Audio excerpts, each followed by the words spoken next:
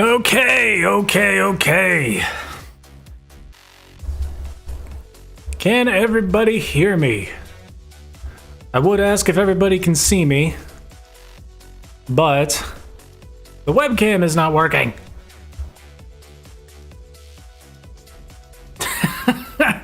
Hello, everybody. Hello. I'm working with a new, good lord, I'm working with a new everything, it seems. Trying to get this microphone set up correctly, trying to get OBS to figure out what's going on with my webcam. Oh, God, it's a mess. As long as you guys can hear me, then we should be good. No echoes, no anything like that. You're not hearing like 16 different versions of the music playing at the same time. That's really all that matters. Now it's a bit frustrating, guys. I know that there's no webcam today. Okay, good. As long as the audio is good. Now, there's no webcam today. Every time I've been trying to use it, OBS just crashes, like straight up crashes. I just got a new webcam. It's a really nice webcam, so I'm wondering if there's like some kind of driver conflict, but I mean, I'll figure that crap out later. Anyways, welcome back to the Black Beanie stream. My name is Murphy, and today we are going to continue Golden Gate Bridge. Scam. Yeah, I mean, you never know. It could be. Anyways, before we get started, though, I kind of want to give you guys a rundown on what I've been working on. Minecraft related. I got the Logitech Stream Cam. It's 60 frames per second, which is one of the main reasons I've been using it. But it could be that, or it could be something else, because I've even tried using my old webcam, and OBS still crashes using that. So I have no idea what's going on. Again, I'll figure it out. Yeah, I just wanted to show you guys what to expect going forward the next couple of months regarding tutorials. Many of you are involved on the Discord server, and I would hope everybody goes out, follows the link in the description to check out all the lovely things that are available to you regarding social media and Black Beanie Gaming. But some of you on the Discord server might have noticed that...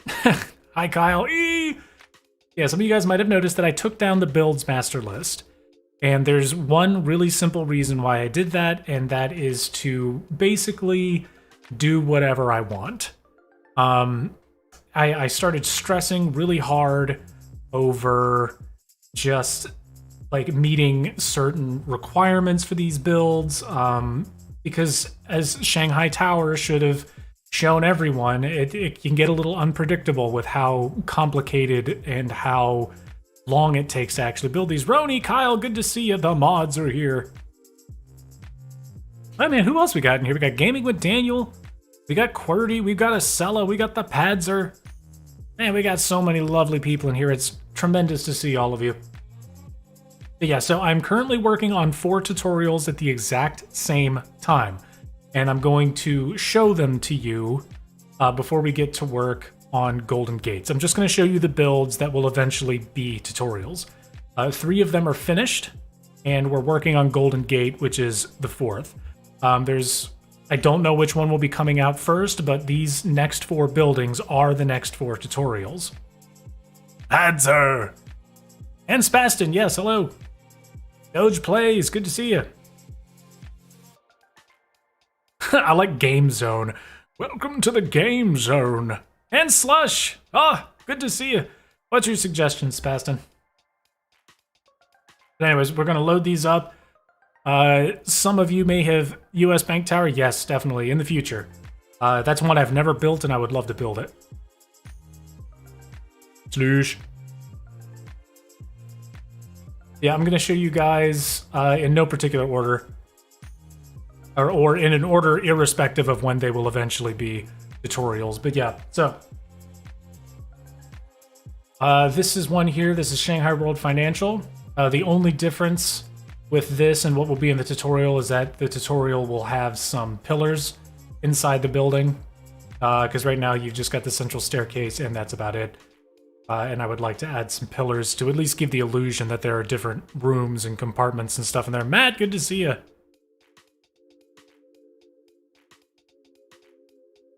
I'm currently streaming on an entirely new setup, by the way. So if you guys notice any issues with anything, please let me know. I'm talking video issues, I'm talking audio issues. Obviously, no webcam right now because it's crashing OBS, but I don't think that has to do with my new graphics card or my new CPU. We will see. Yes, this is Shanghai World Financial Center. That was the one I was originally going to do. Didn't really like it all that much. I wanted to make it to scale with the Shanghai Tower that I did. So this one right here is to scale with the Shanghai Tower that I did. I am not going to make all of my skyscrapers to scale with one another. I'm going to pick a scale for like a city, if that makes sense, and then I'm going to build everything to scale within a city. So all Shanghai buildings will be scaled to the Shanghai Tower because I am never remaking that. But yeah, this is that one here. Go explore it, shall we? Again, the only difference between this and what will be in the tutorial is that there will be pillars in the building. And not many. Ground level view here. I fixed the steps. Walk on in. Again, like the interiors are going to be more like blank canvases for you guys to fill out if you so desire. That's a kind of opening here. It's nothing fancy. It's really not. It might not even look like that when I'm done with it. But yeah. Again, there's nothing complicated about the interiors. But the exterior is absolutely lovely. I love what I did with the roof here.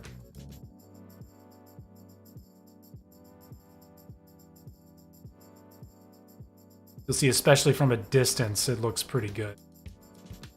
Like if we scooch on up here. I think this looks a lot better than what that one was.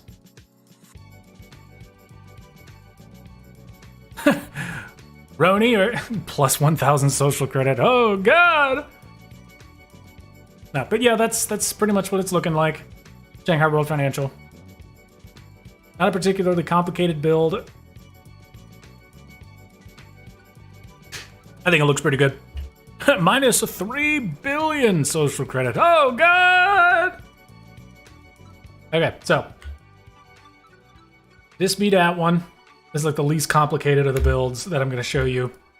Now I'm going to give you updates on the Reduxes, my second generation versions of One World Trade Center and Empire State Building.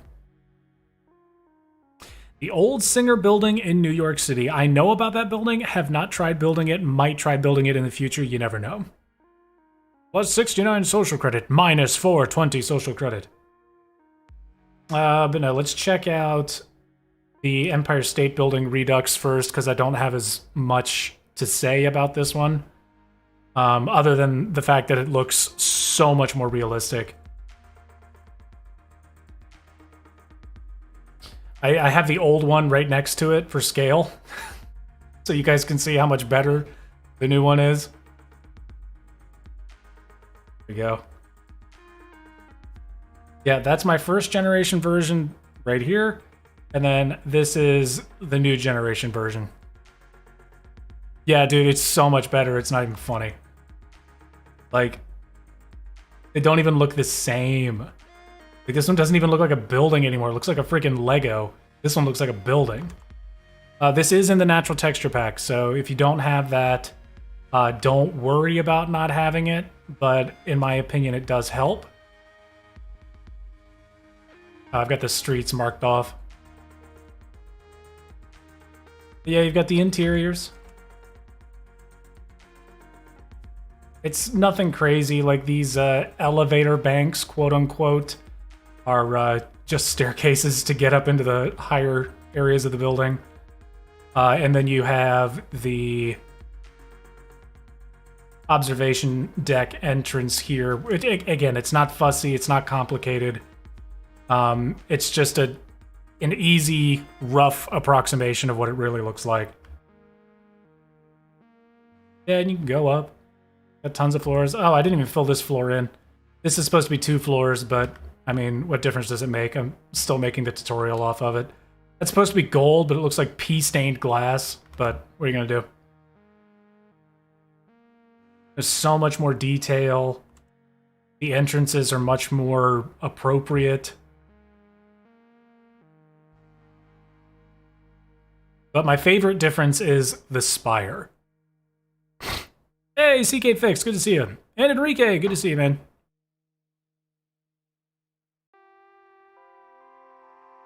Let's go up to the top. Key differences to note here. It is rectangular in the appropriate direction now, as opposed to that one, which had the long side on the sides and the skinny side in the front and the back. This one has it's rectangular in the appropriate direction now. Yeah. Spire looks better in my opinion. You got this glass structure on the top, observation area, as opposed to nothing over there. I just feel like I got the shape a lot better. The roofs look better. Got the appropriate amount of the color black in and around the windows there. Light gray glass.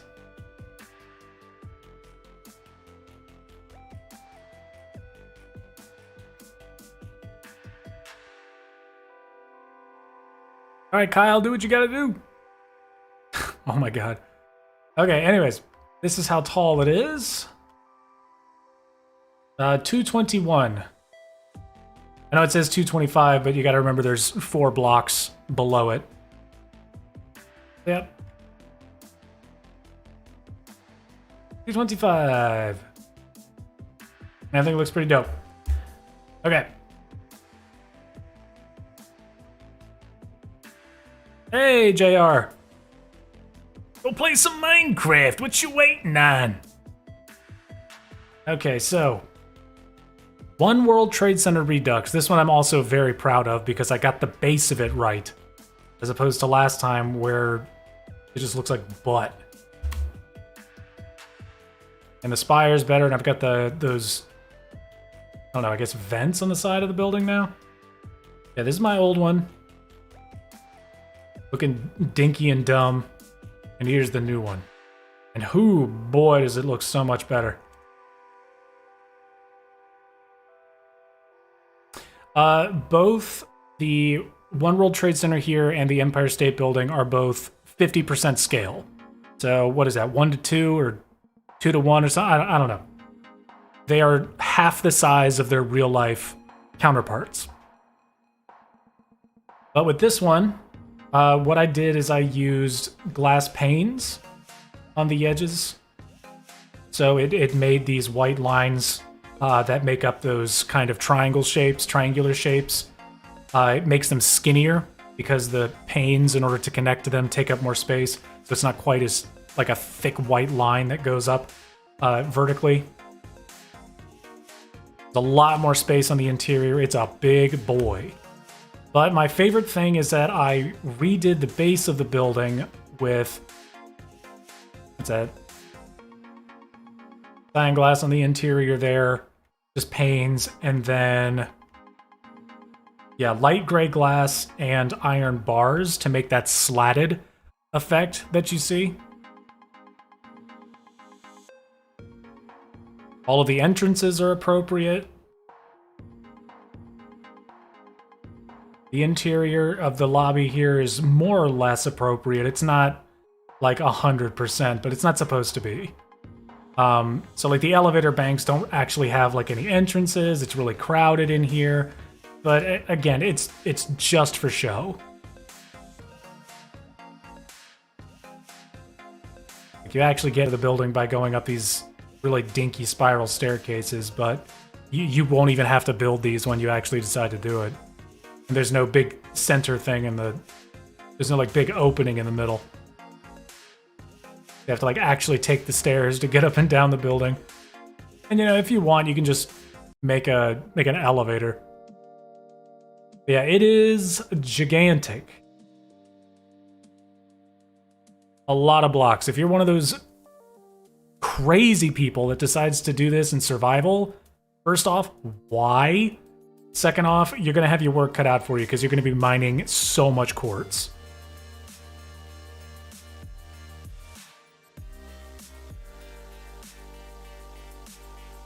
Oh yeah, it's a big boy. The only downside using panes is that you get these white lines when you're looking at it from here, but it's really not that bad. What this area looks like. I've just got a bunch of random crap up here to give it the illusion of, you know, complexity.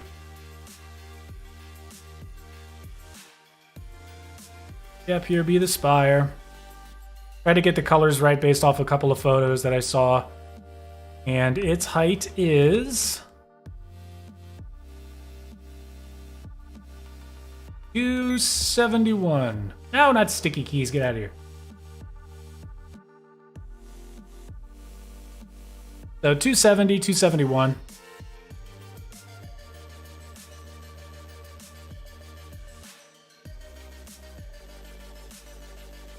You have to back up so far to get it into the frame. Yep, there's the boy. Hey, Curry, good to see you. Slush, oh my gosh. Gigantic. It's the Giganotosaurus of buildings. And yeah, of course, like, if you want, when you're building this on your own, if you don't like these white lines, you can go... This is just blue glass. What you can do is you can go in with... blue glass blocks. And instead of having these slabs there, you can just do that. You'll still get a little white creeping out from there, but it's not so bad.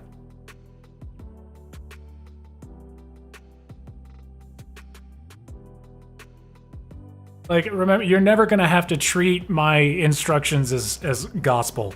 So, the square of it is...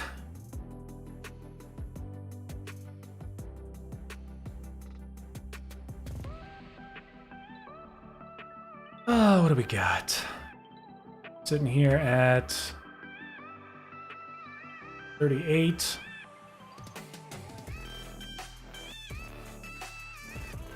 And 70, so it's about 32.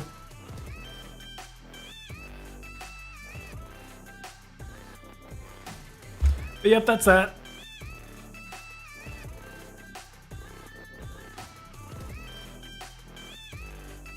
Yeah, weren't they, Enrique, you bring up a good point. Weren't they supposed to have like a white kind of curved sheath that went all around it? Yeah, now we're going to finally get to the whole point of the video today, and that is Golden Gate Bridge. And I've got to sit here and wait for my entire world to render so we can actually see most of it. This thing is enormous. I've completely redone all the measurements since the very first video in this series, stream in this series. So again, we gotta wait for it to, there it is. Finally. Yeah, I mean, that building is nowhere near the tallest in the world, and it wound up being one of the most expensive. This is New York real estate, man.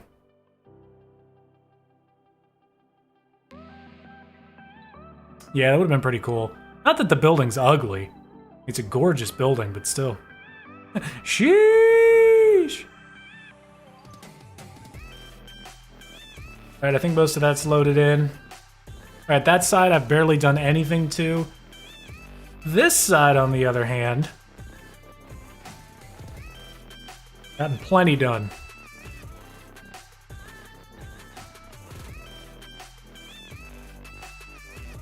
This is built at 80% scale. And I think this allowed me the most leeway, the most freedom. These torches here are just to illuminate it so I can actually see what I'm looking at.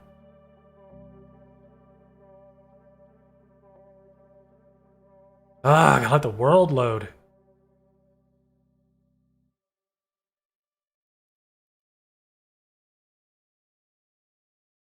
Okay.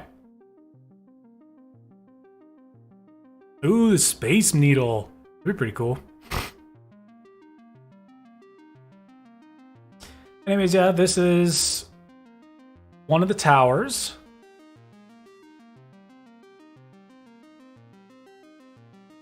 The bridge is going to wind up being 80% scale. It's to scale with my Brooklyn Bridge. I don't think it's quite 2,000 blocks long. I'm not doing the abutments, so it's basically the space between the abutments. The abutments are the ends of the bridge after the straight, where the approaches kind of curve into the abutments. The abutment has that roadway on top and then that arch underneath it. I'm not doing those. So it starts at the 0 line, and we are at negative 786. Or it starts at the 0 coordinate. We're at 786. What's 786 times 2 plus 1? And then you've got your length.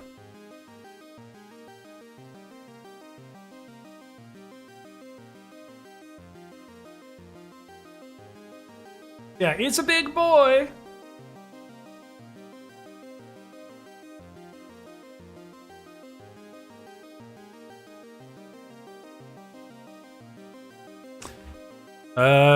Each of the tars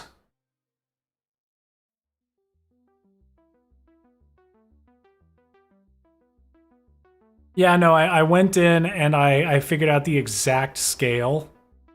Hey, Apollo, good to see you. Long time no see. The exact scale of the Brooklyn Bridge is some absolutely ridiculous number, because back then I was just eyeballing it. I wasn't actually using a meters to Minecraft conversion. Yeah, the towers for Golden Gate here are 186. So it's approximately, like within a couple of decimal points, scaled 80% to the real Golden Gate Bridge.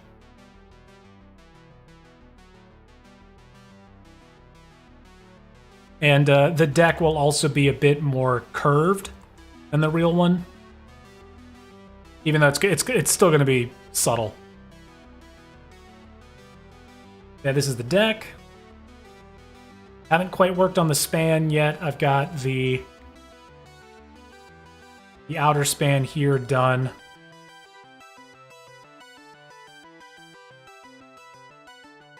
Approaching the tower. And then the main span right there. And yeah. So basically all I did to get the measurements of this.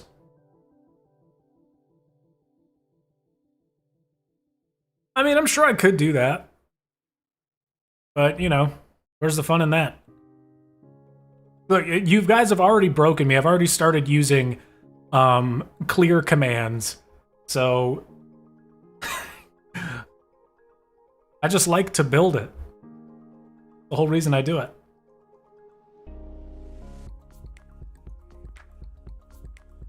Yeah, like how I got these measurements is basically just take the meters in real life and times it by 0.8, and there's your Minecraft conversion.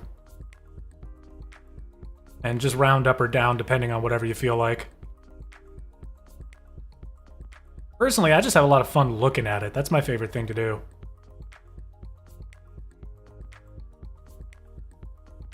Like, this is to scale with my Brooklyn Bridge.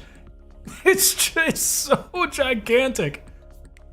But I don't think I could have managed to get the shape right if I had done anything smaller. I was thinking of doing 50% scale to start, and just, no, it wouldn't work. Like, even at this scale, I'm running into roadblocks. Like, you see how skinny the edges of the tower the edges of the tower are all the way up near the top? This right here, and this right here. In my opinion, those are too skinny. But that's all the space that Minecraft allows me to make with this kind of... with this shape here. You see how the shape looks like this? You get this kind of diamond shape here, composing of like 3 sections. This is 1, this is 2, this is 3. 1, 2, 3. And as they go up, the outer layers kind of taper off. See what I mean here in just a second. Yeah, they taper. It's like that.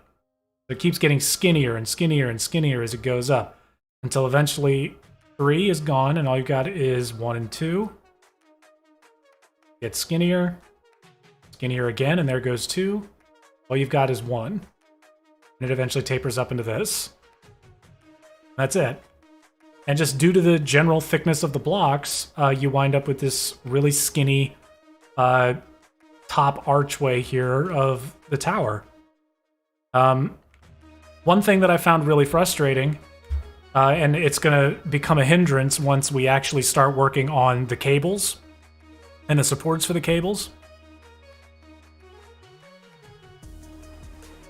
Yeah, I know, who doesn't like looking at... Could I build Washington, D.C.? That's just the whole thing. Spaston, as for the Twin Towers, I did a stream series where I did all of them. Anyways, I like to use fence pieces for the cables. You know, the lines that kind of descend down from the cables in order to connect it to the actual deck of the bridge and support the damn thing. But I need them to be a bright red. So I'm sitting here thinking, oh, red nether brick walls? Too thick. I want to use a fence. Well, they've got nether brick walls and nether brick fences, but they don't have red nether brick walls and red nether brick fences. Why? Like, you guys will hear me say this a million times, like, it's just a texture. There should be a piece with every single texture in the game. Like, absolutely anything that's in this game. There should be concrete fences, there should be terracotta fences, there should be nether wart fences, there should be dirt fences. There should be, like, all shapes for all textures. Purple Bowl, good to see you. Mouse? I'm not sure. Maybe the Chrysler building? I'm not sure yet. As far as new builds are concerned, I am going to do a Redux. Yeah, there should be glass fences. That's what I'm thinking too, by the way, using red stained glass just to make those cables. Again, like, I'm just going to cross that bridge when I get to it, pun intended. Gonna wind up looking like this. I just don't like the transparency. Like, it's red, but it's also kind of pinkish, because I'm using the natural texture pack. But when you get far enough away from it, it almost looks purple with that blue behind it. So it's got the thickness I'm after, but...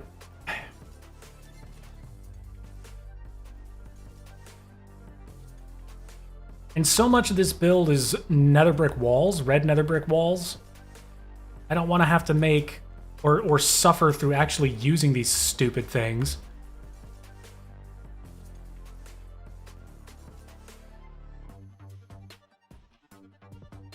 It's not like that looks bad, it's just too thick.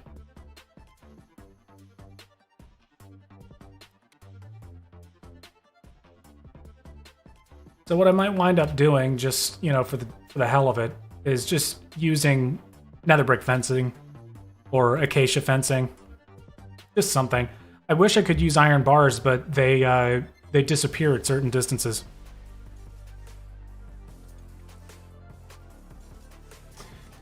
Crimson, I could use that, but then this is kind of purple.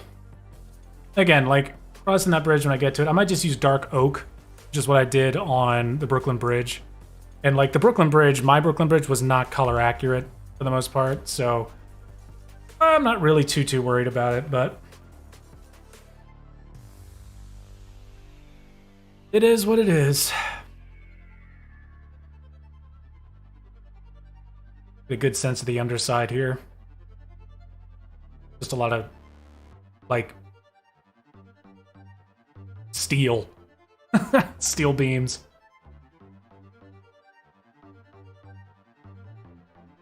Hey, Dayton, good to see you. Sorry for no webcam. It's, my webcam has been causing me problems. Hey, thank you, I appreciate that. I had to make a lot of compromises, but ultimately I'm happy with the way it looks.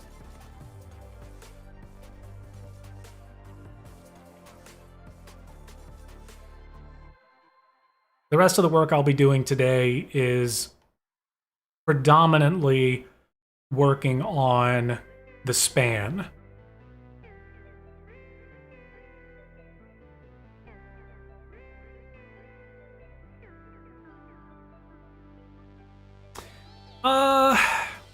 I mean, I guess.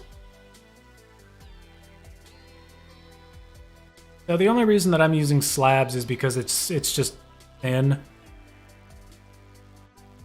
But I mean, look, like, think of these as just guidelines, my tutorials. Oh, for the next reaction video, I think I'm going to do another live one. But I've got to get this webcam issue fixed first, because I can't even record or stream if I have a webcam attached to my computer right now. I've got both of them unplugged.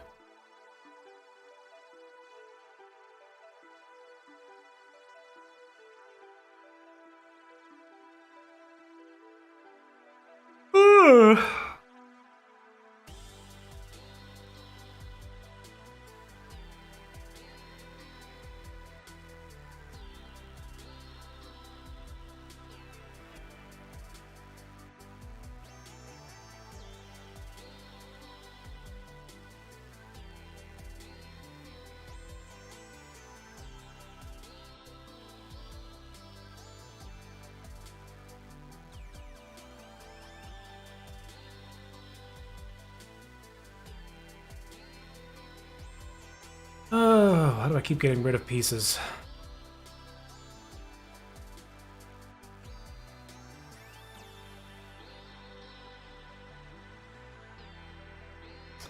I'm going to be using those anytime soon, so let's go ahead and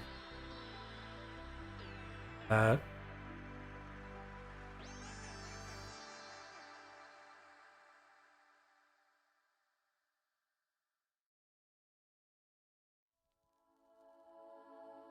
But I mean, yeah, like, oh, my New Year's was good.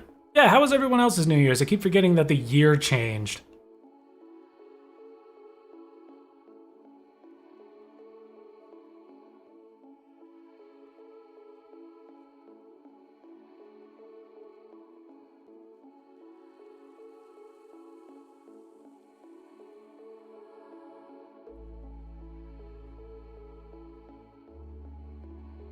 What we're gonna do, I have to like take one sort of vertical slice off of this and move it up. I built this before I figured out how I wanted the sections to connect.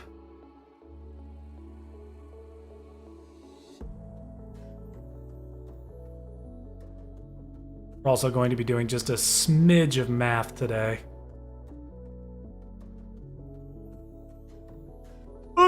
blah, blah.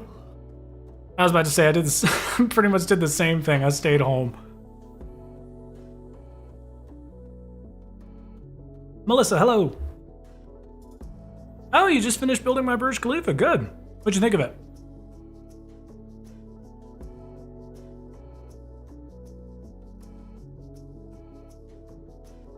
But yes, this will eventually be a tutorial. More than likely the next tutorial, but we'll see. I'm working on a whole bunch of them at the same time right now in the hope that it will allow me to get it out sooner. At least one out sooner.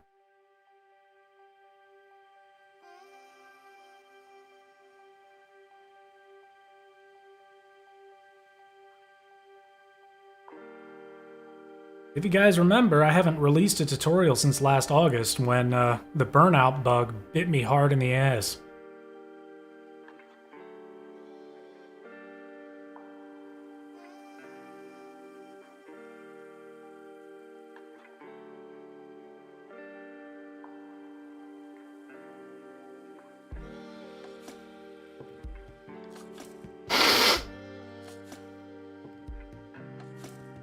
Okay.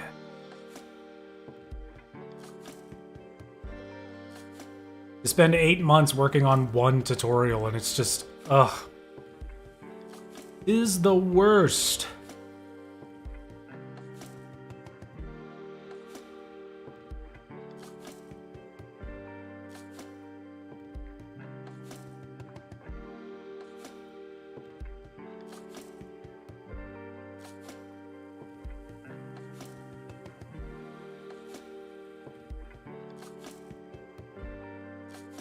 Go over here, double check my work. Let's see. This. Okay.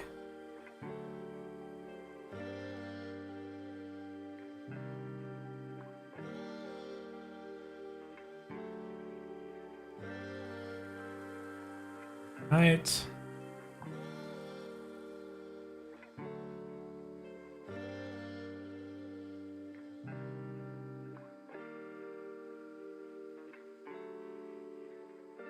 Double, cross, put another layer right on top of it.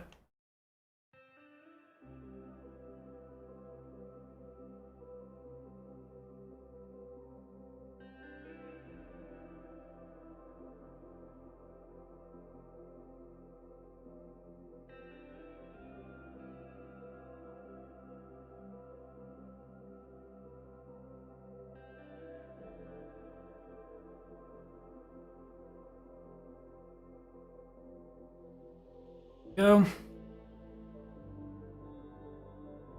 I have to break another line of these just so I can get it set up right. This is supposed to have... The sidewalks are going to have slabs beneath them.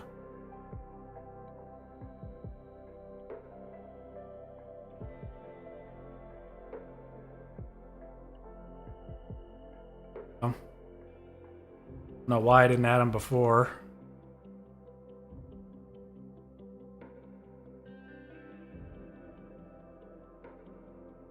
Okay. Hey, yeah, we did pass 11,000. Yeah, the new One World Trade Center. I'm excited for that.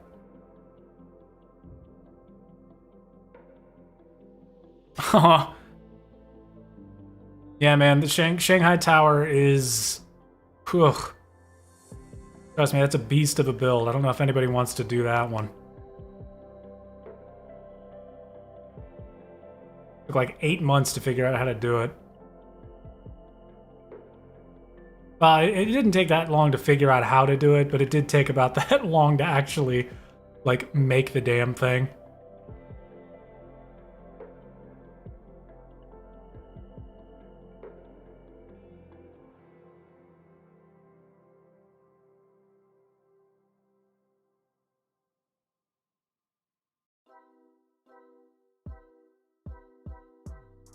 Oh.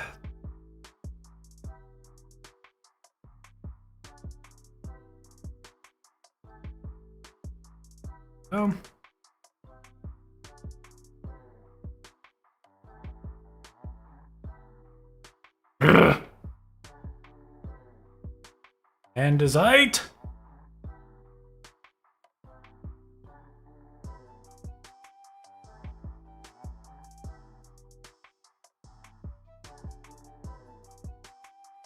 What I wanted to do? No. Solid there on top.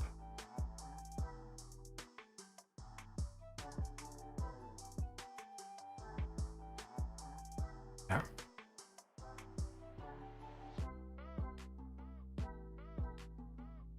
Challenge accepted. Yes, Dayton has an evil twin. His evil twin is a Packers fan.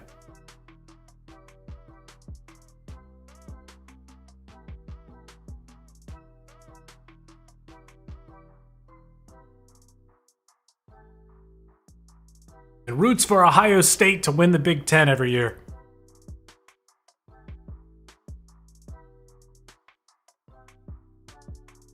Purple, like, I don't know how anybody could build Shanghai Tower in survival. That's just insane.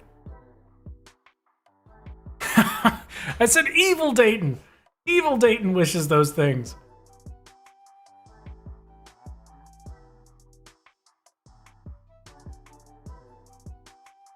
I mean, look, for some damn reason, I'm a Maryland Terrapins fan, so don't ask me why, I have no idea. One. Okay.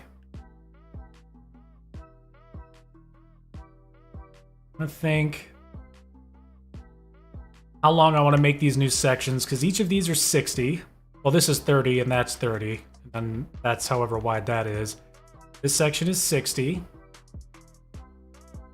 Each of these little vertical supports here, little slices, these little sections, they're 5 by 5 by 5 by 5.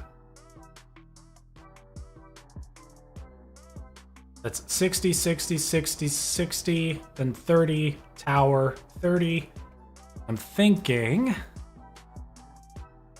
Oh, yeah, I did.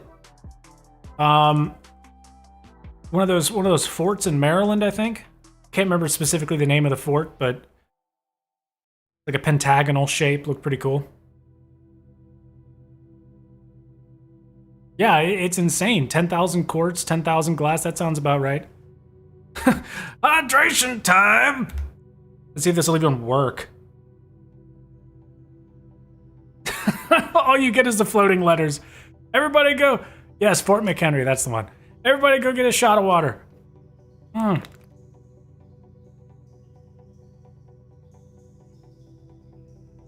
right, Asala, we'll catch you later.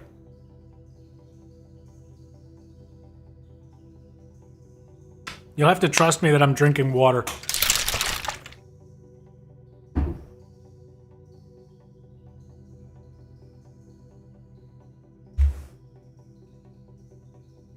Ah, delicious. Okay, so this span here, negative 506, and then 506, that's 10, 12, plus 1 is 10, 13. So we got 1,013 blocks. It's a lot. A lot of blocks. I have these here. They're basically just guidelines for general shape. Oh, Daniel, I'm sorry to hear that. Just rest up, get some soup. Some fluids and some electrolytes.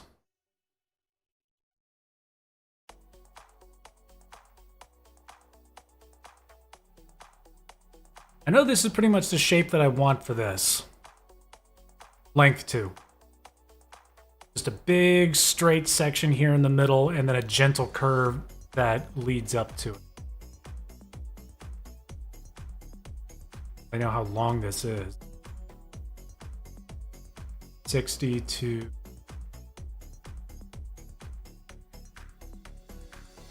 That would be 60. Okay, so about 90. 90 blocks.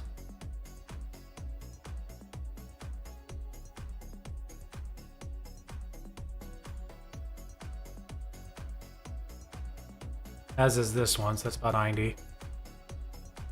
All right. The ones over there were 60. 30. 30 plus 30. 60. 1, 2. This is 70 in total.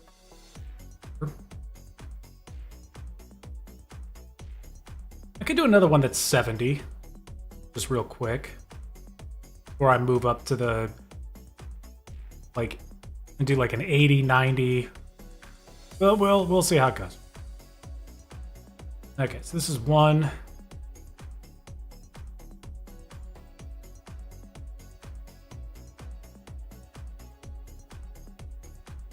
Oh, there's my calculator. I'll just do that. Probably what, 407? Somewhere around there.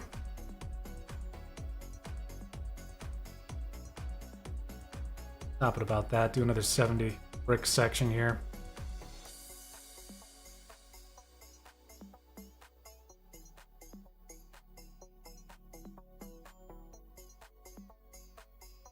Okay. So this would be real simple. 1, 2, 3, 4, 5. That's the process. 1, 2, 3, 4, 5. 1, 2.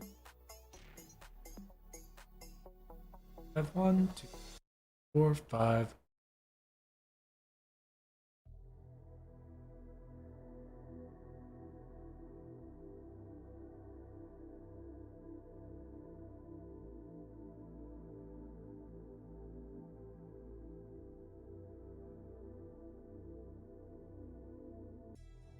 Ah! Okay, so we got a 70.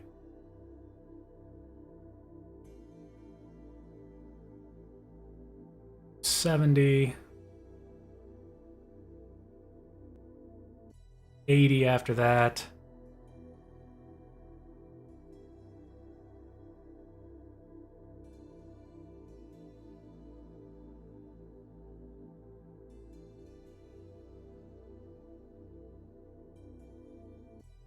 That's that one. So remember the I've got 0 as the center coordinate, so we'll know when we reach the middle. This is 407.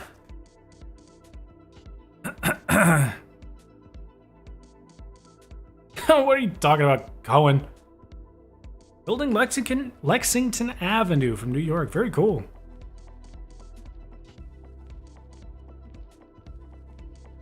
Oh, what would that be? -3. 27. Yeah.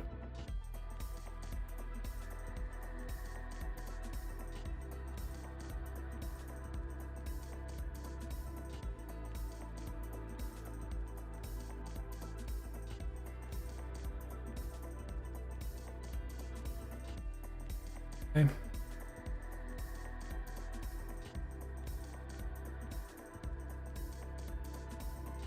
And again, this is just here for references to how I want the curve to look. This thing in the middle, that is not like there for any particular part of the build.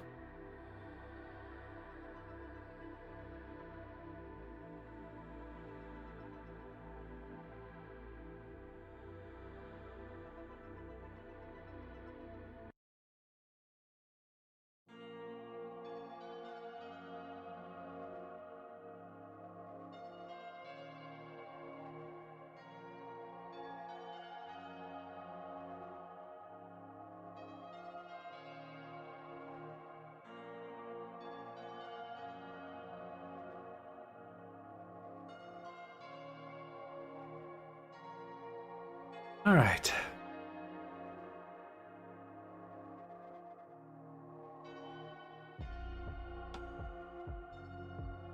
This one here looks like a 90, 90, 90, 120.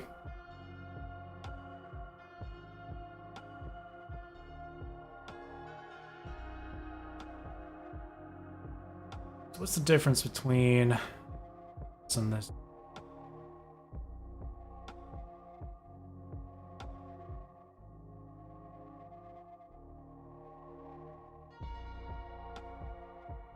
What I'm going to do. Get rid of that, and I'm going to make this 70, 70.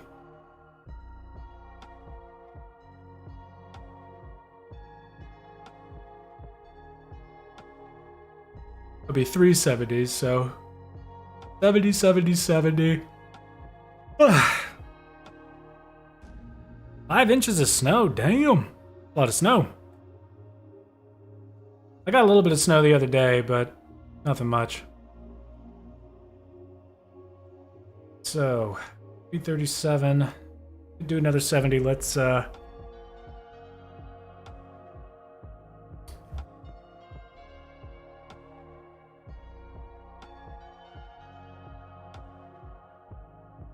60s did I do? 4? Yeah, 1, 2, 3, 4. 70, 70, 70.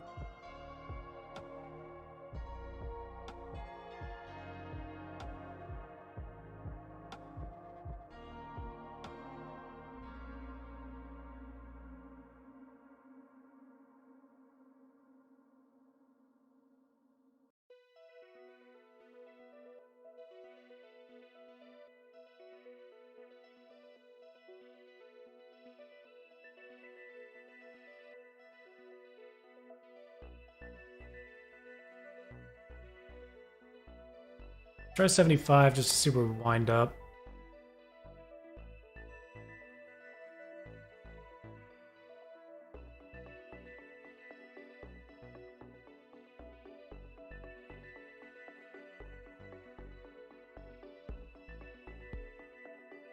Okay.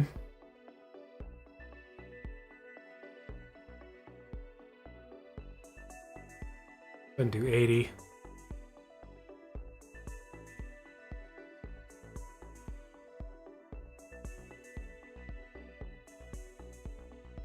Okay.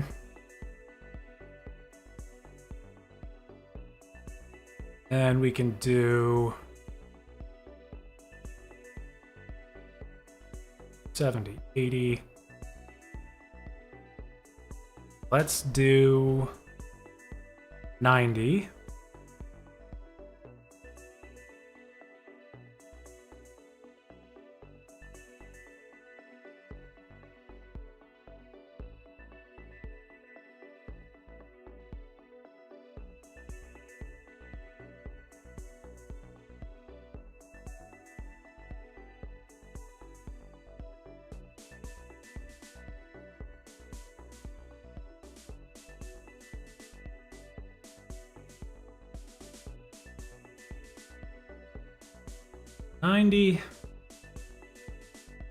Do 100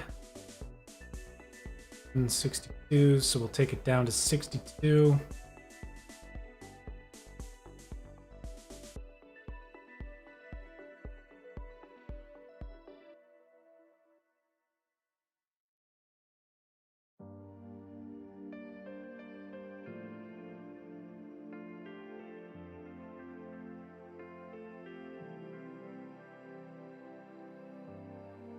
That's close enough.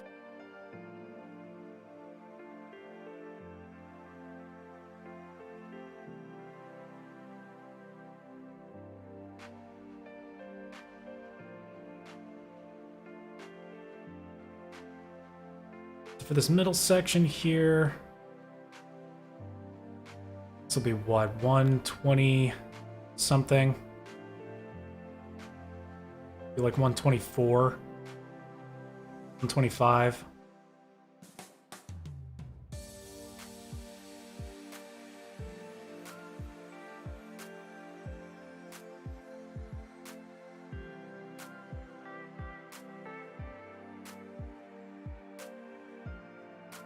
That would be the middle right there.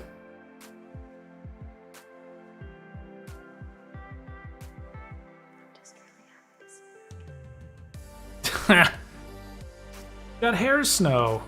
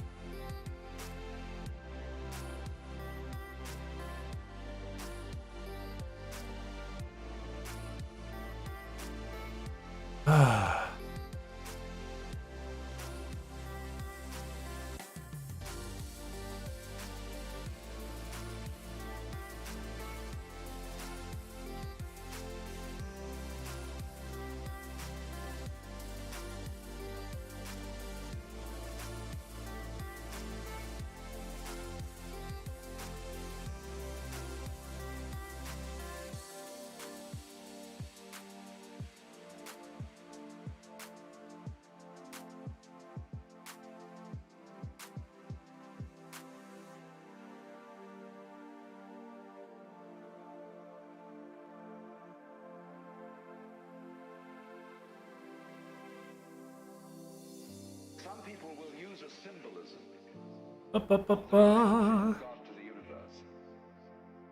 Yeah, it's not going to be too much talking once I get into the whole process of building this thing.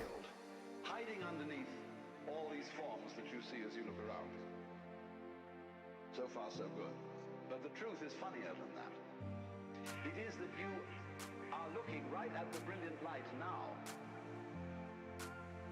That the experience you are having, which you call ordinary everyday consciousness, pretending you Working with walls just grinds my gears sometimes. thing as it. There's no difference at all.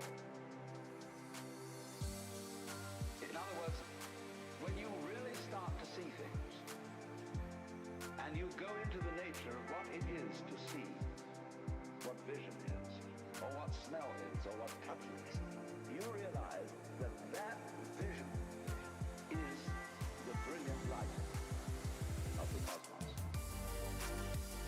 Oh yeah, I should probably update you guys on the whole Dig Dis saga.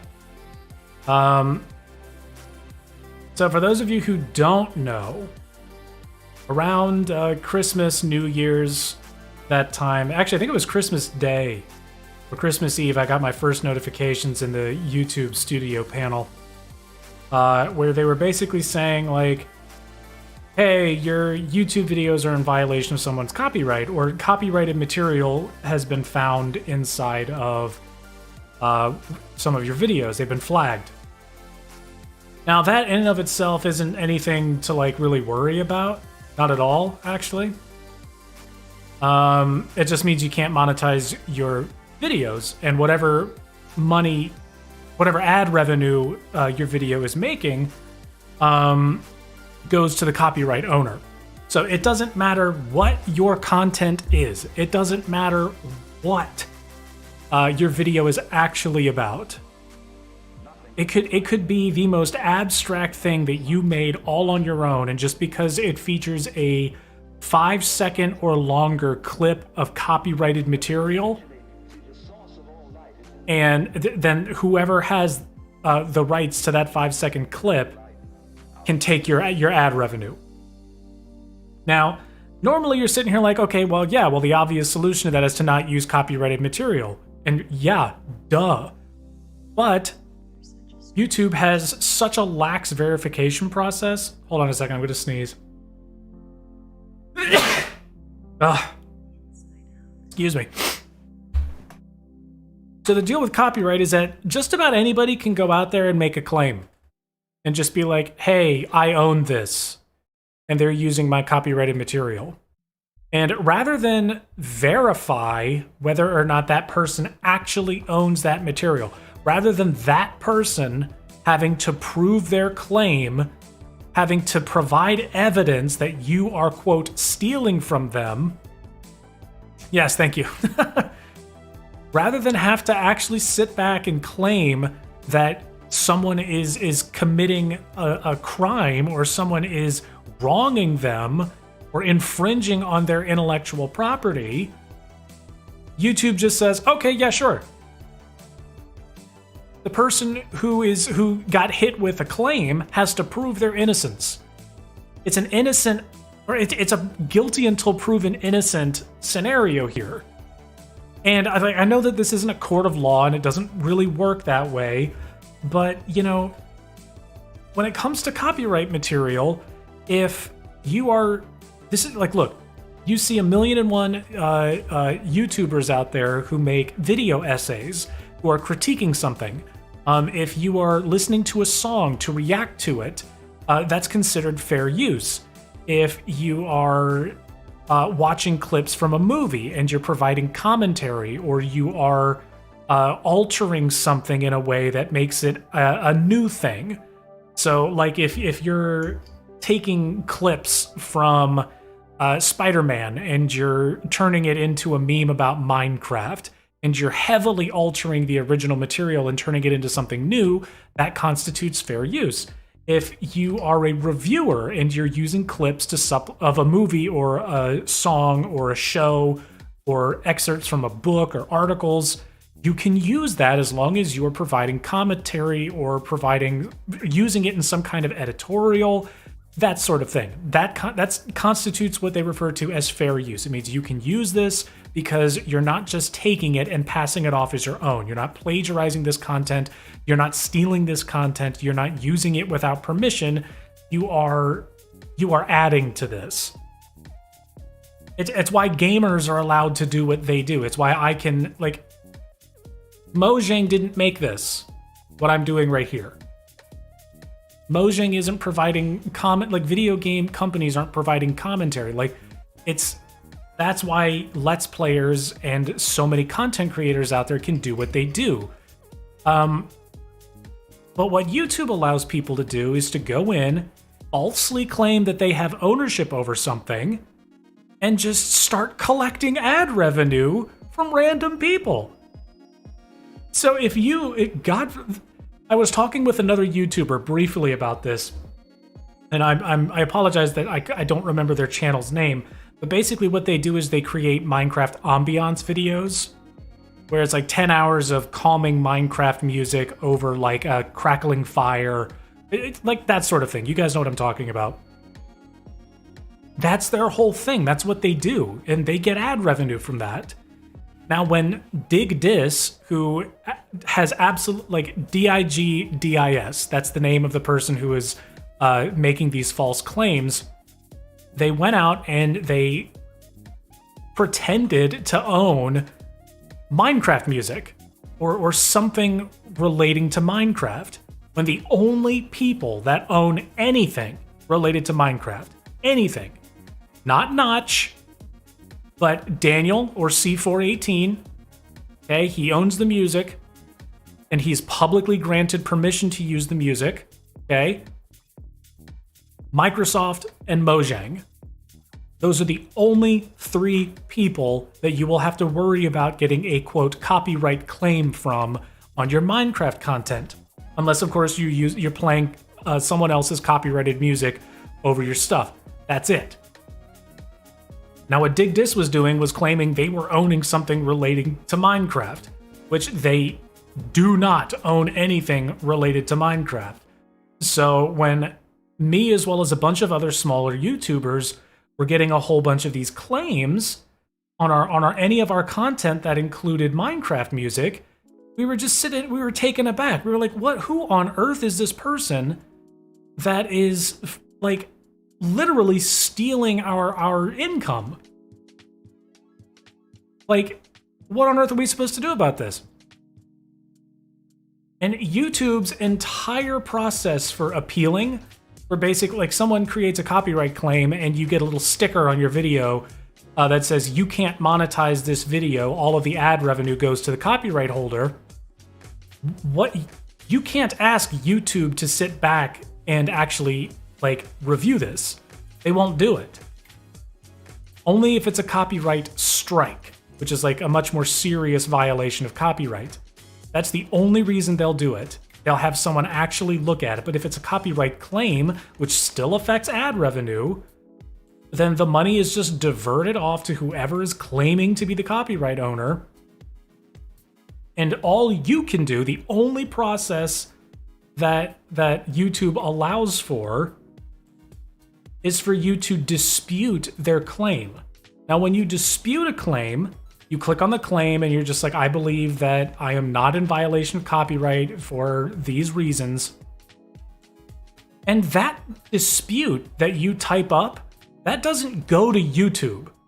Someone isn't sitting in a desk at YouTube looking at your dispute. No, it goes to the person who claimed your video.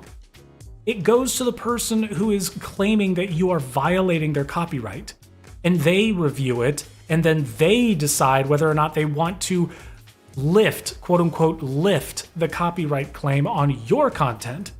So Dig Dis, a thief, a phony, a fake, someone who does not own anything at all related to Minecraft, made a false claim that people that they owned Minecraft music and that people using Minecraft music in their videos were in violation of Dig Dis's copyright.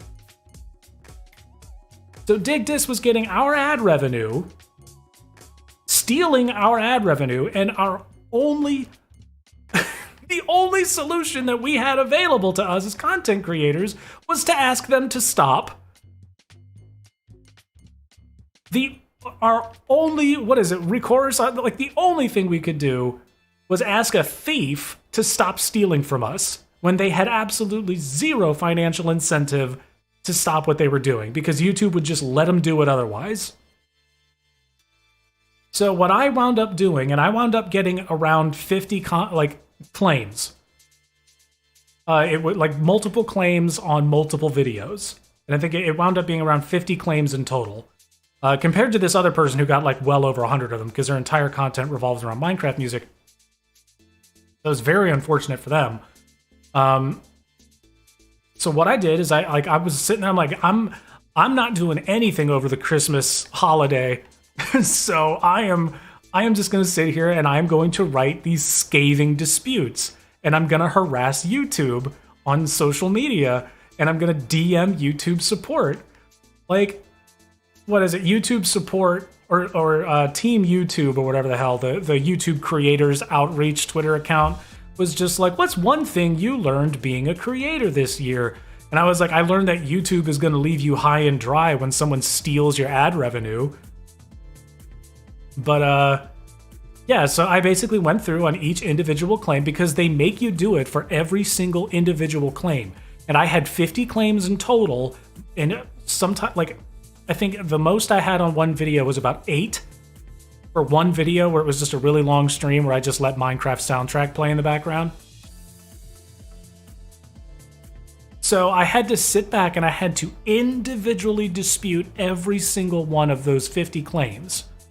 And I did it. And I wrote out these scathing, like, whoever is doing this, Dig Dis is a phony, they are a fraud, they are not associated with Minecraft. Like, I went full Karen on these people. And they lifted a few of them. But the solution that wound up working for me, just a really simple, stupid workaround, was to turn monetization off for the videos that had claims on them. So once you dispute it, God, I gotta start with this. Is so complicated. Okay, so once somebody claims your video is violating copyright, you get a little red, like, logo next to your ad, next to your monetization option. It's like, this video can't be monetized. And you're like, well, damn. Once you dispute that claim, monetization turns back on, just like not for you necessarily. Okay? So the light turns green again as the, quote, dispute is under review from the copyright claimant, whoever. So you once again have the option to turn monetization on or off after you have disputed all the claims for a particular video. Before you dispute, you can't change the monetization status. But once you do submit a dispute, you can. So what I did is I went and I turned monetization off for all of those videos. Basically, like, the system basically thinking, oh, well, okay, he's not monetizing it anymore, then whatever. It got rid of all of the copyright claims. And then I just went and I turned monetization back on.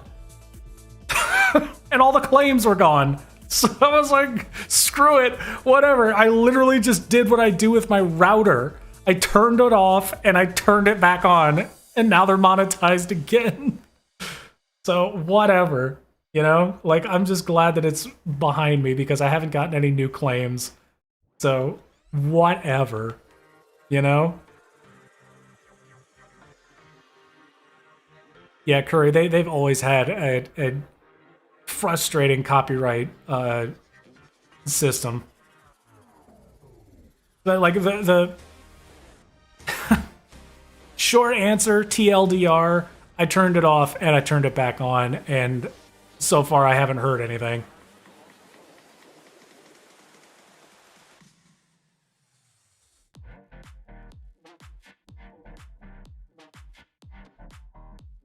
Zero, 1, 2, 62.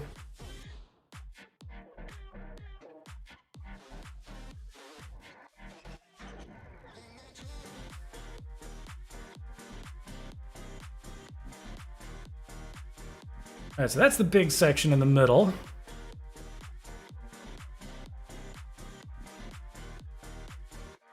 I don't know, should I do more with that?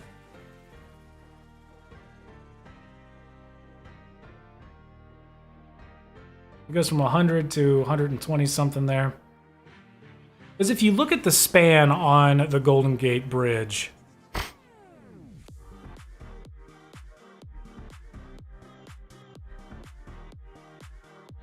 yeah, so like whoever was making these false claims, like they're doing it and hoping they get away with it. Like Dig Dis, who the hell is that? Just some small fry who wants to like cash in on Minecraft's popularity. It's the same thing that I'm doing through legal means. You know what I mean? So it's like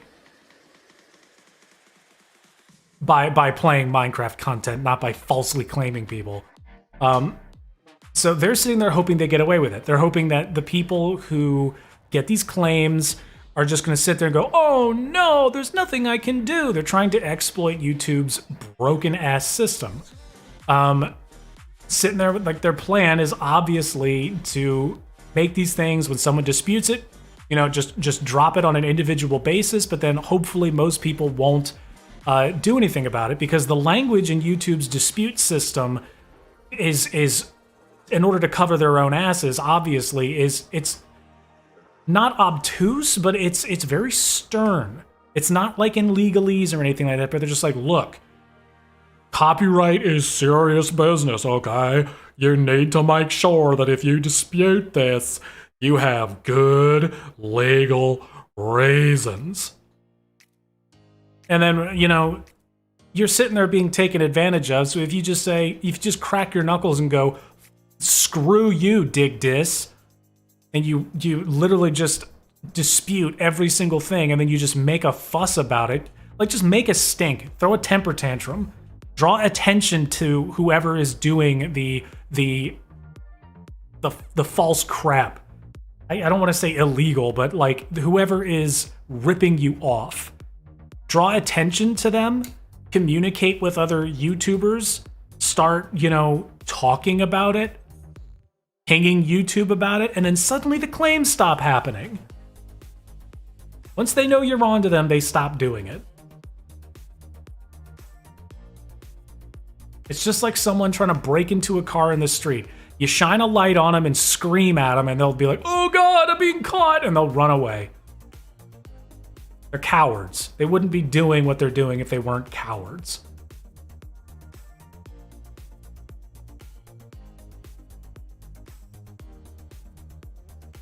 $62. Make sure everything here is lining up correctly. 62, next one is 100.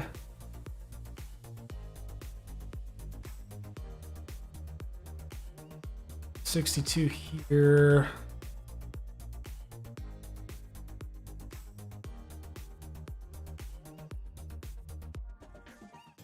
$162.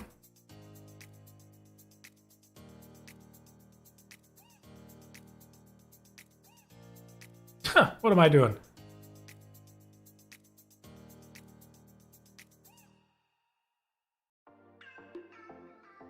$62. Then what was the next one? 90. We go 100, 90, 80, 70, 70, 70, and then 460s.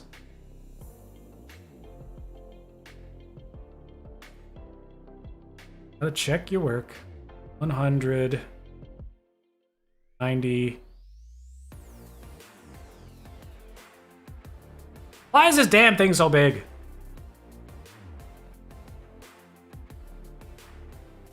Yeah, exactly. Like, and it is. Hey, Naval, good to see you. I mean, it's unfortunate, you know, because Minecraft soundtrack is obviously iconic, and both C418 and Microsoft and Mojang have all said, yeah, go ahead, use the music. Feel free to use it. You know, we're not going to ping you for it. It's part of the game's original soundtrack, you know? It's just really unfortunate that that's the case. So I'm not going to use Minecraft music in any of my videos anymore. And right now we're listening to my playlist of crappy 4-year-old copyright-free EDM. So is this what we're going to have to do? 70, 70, 70, 80, 90, 100, 124. Yeah, all right, we're on the right track.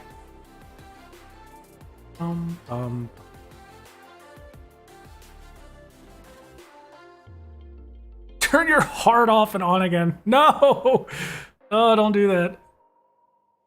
No, I mean, like, come on, like this, make no mistake, we are a small channel. Like 11,000 subscribers is nothing. Like, we have no pull whatsoever.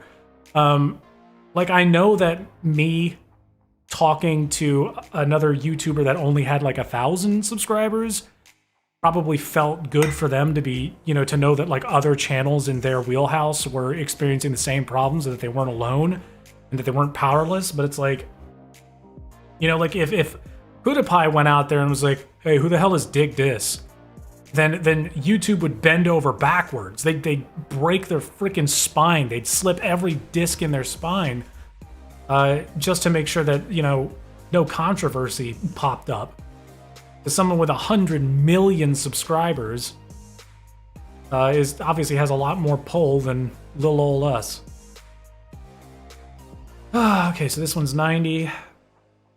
So 232. No. 252.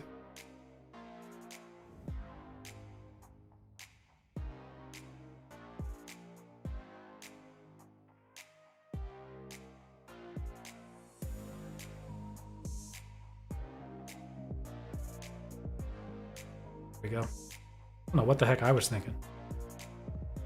Now 80. Which would be what? 332? Somebody check my math. My brain doesn't work when I'm tired.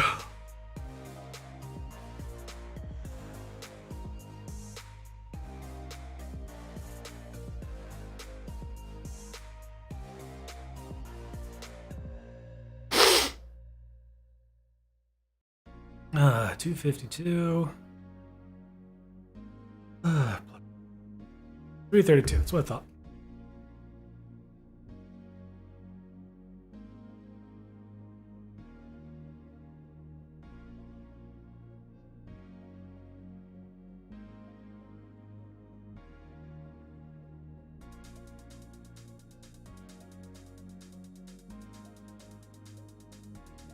Yup.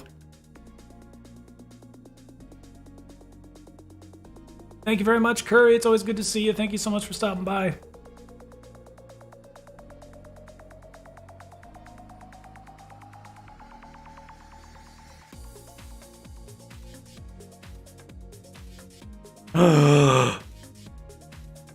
Oh, my new t-shirt finally got delivered. Oh, I'm so sad that my stupid webcam isn't working. This is so annoying. Ugh. I got a new shirt. I also got a whole bunch of Black Beanie Gaming merch. Like, I finally got my own merch. I'm wearing a Black Beanie Gaming sweatshirt right now. I've got a bunch of other shirts and all sorts of stuff. And I'm sitting here like, I can't show that off. I can't make goofy faces or do anything with the webcam off. Frustrating.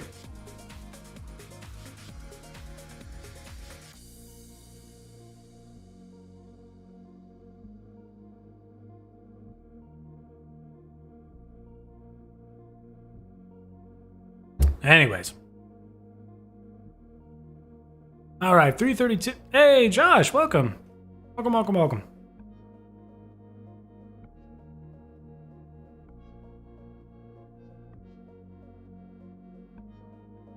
It could be a software problem. I don't know. I'm guessing it's a problem with OBS. I've looked on a couple of message boards, the OBS support forums, and people who claim to have similar problems are, well, they don't tend to get them resolved anytime soon. So I'm just kind of sitting here hoping that some kind of driver update fixes everything. I'm hoping that, like, you know, Windows updates here soon, because I've been having a handful of problems with a couple of things.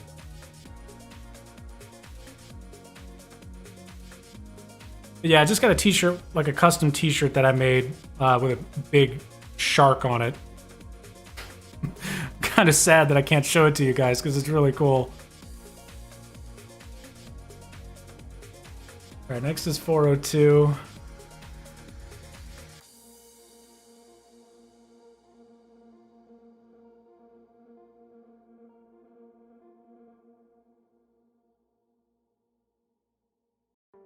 Okay.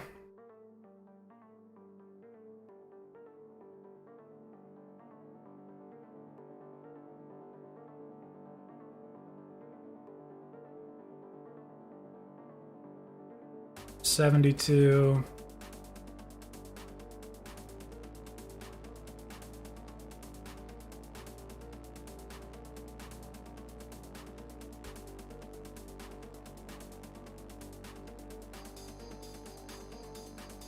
And 542.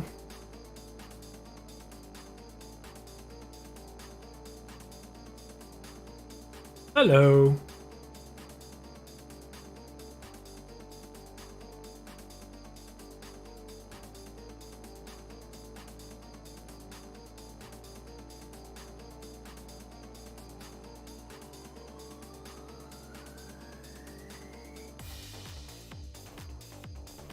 Okay. Then we do 64 times, so 542, that would be 602.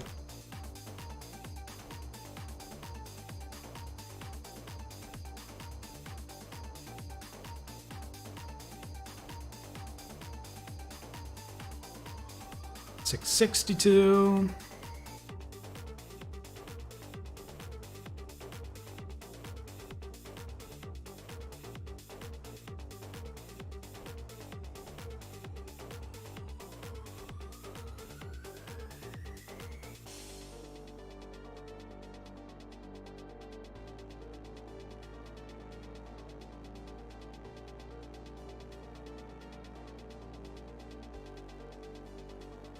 $722.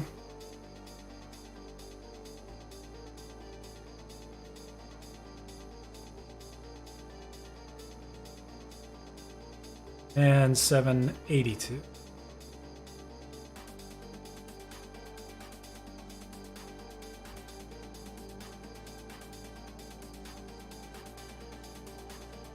Bet you for lucky.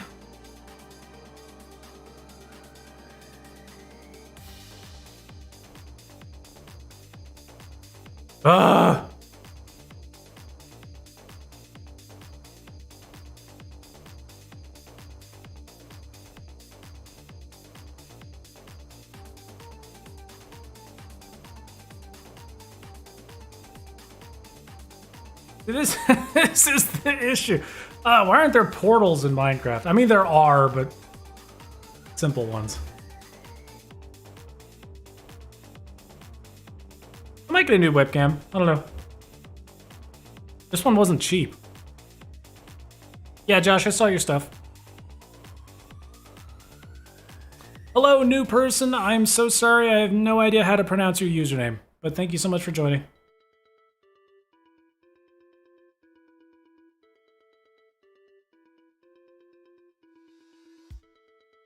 Two.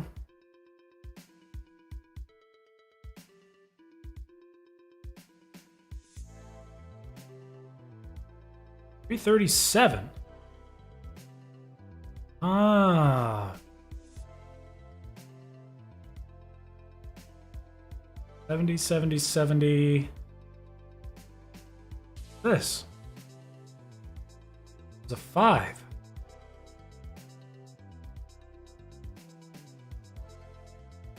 Okay, so what do we got? 337.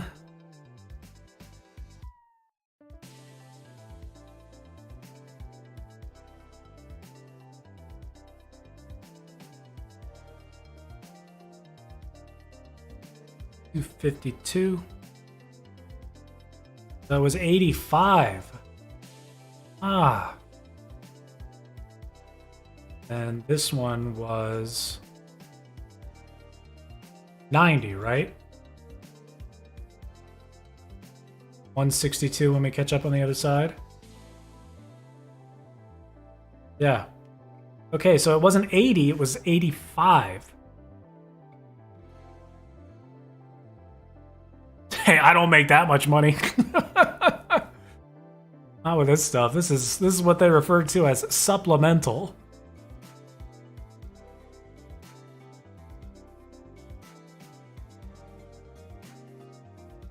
Okay, 252.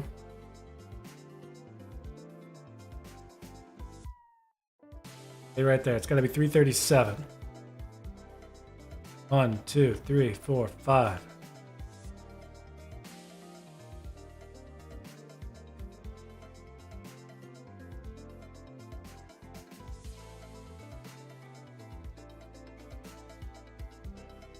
Alright, so we just add 5 to everything else. 1, 2, 3, 4, 5. 1, 2, 3, 4, 5.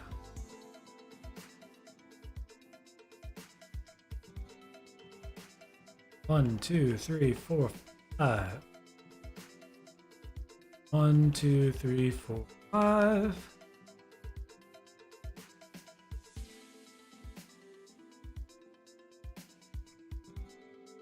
One, 2, 3, 4, 5. 1, 2, 3, 5. Easy mistake to make. Especially when you're still just figuring out how everything goes.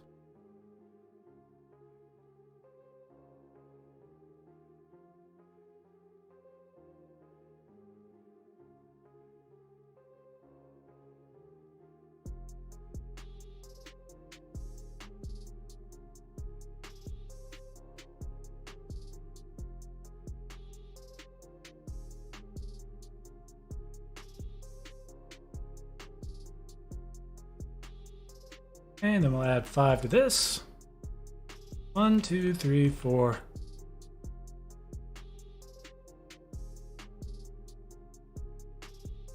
$787. You know what? I'm calling that a win.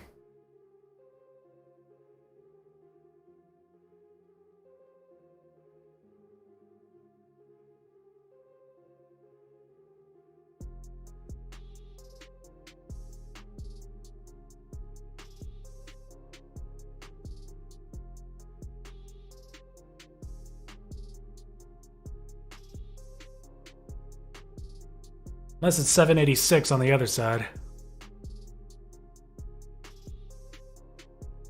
Damn, that's not bad just for umping high school baseball games. Not bad at all. Hex Regulus? No.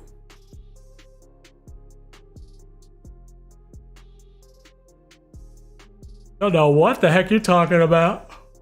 A little.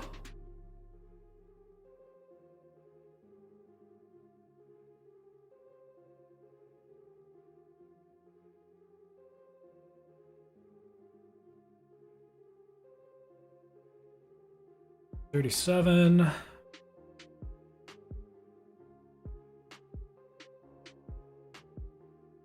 Seven.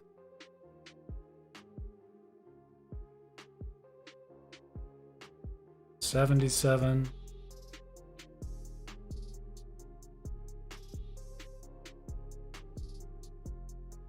Oh, I see. I see. At 46.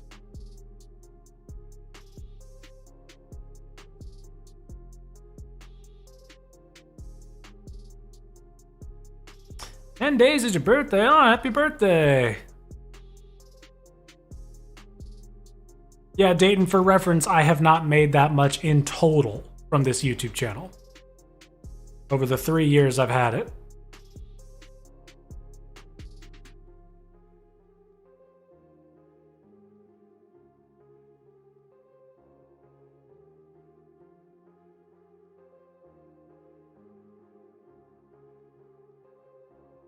But it goes up every month, and I think that's the point.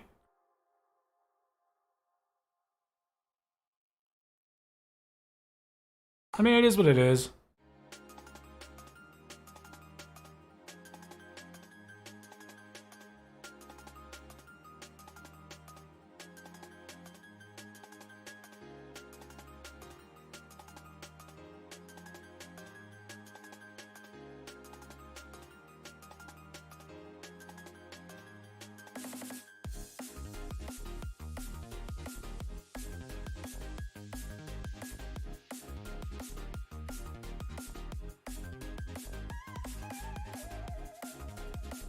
All right, Dayton, we'll talk to you later. Thanks so much for stopping by. Always good to have you in here.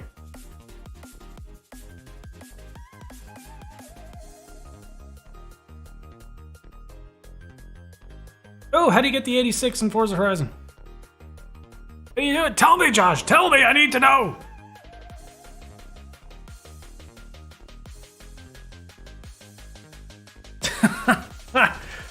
Yeah, it's been a while since I posted a rant about Fallout, but, you know, it's been a while since they've released a Fallout. You know, Bethesda will probably tell you, well, no news is good news. It's like, no, you just have the same problems. There's just nothing new to talk about. Just because we're not bitching about it doesn't mean that the same problems aren't still there.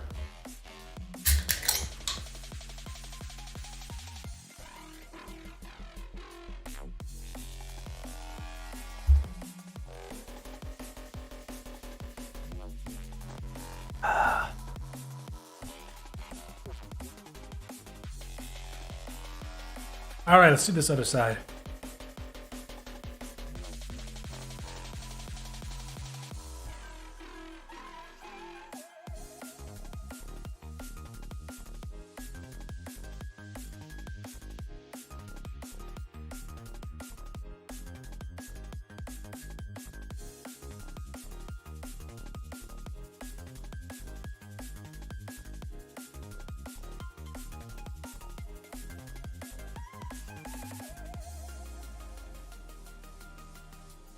One, 2, 3, 4, 5, 6, 7, 8, 9, 10.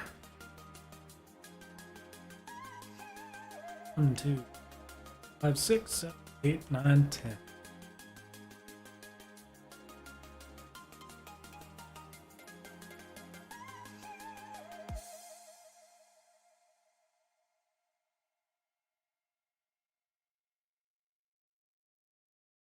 Okay. Process begins anew.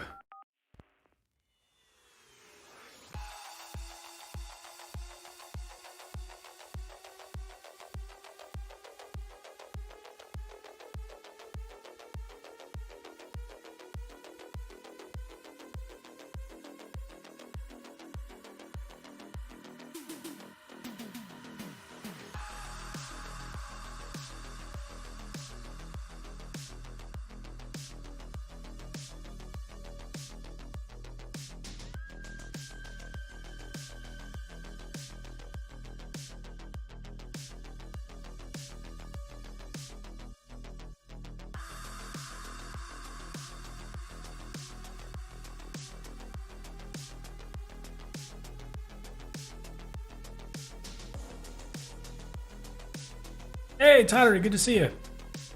Thanks so much. I appreciate that.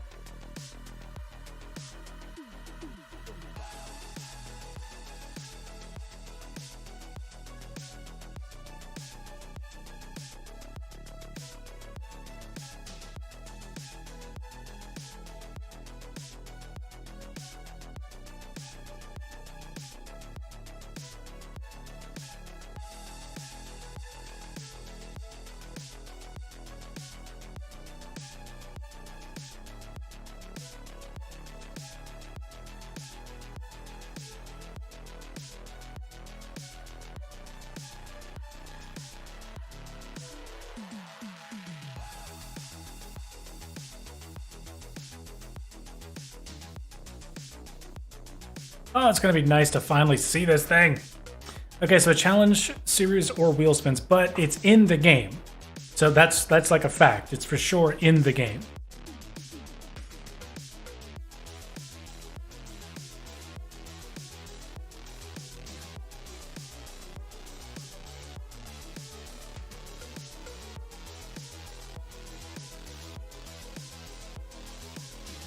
Yeah, dude, 11K.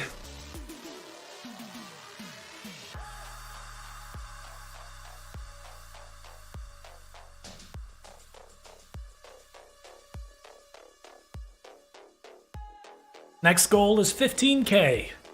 That'll be a good one. This bridge was the 10,000 subscriber milestone thing. Even though I'm not really doing that kind of thing anymore. Just gonna pick something and do it.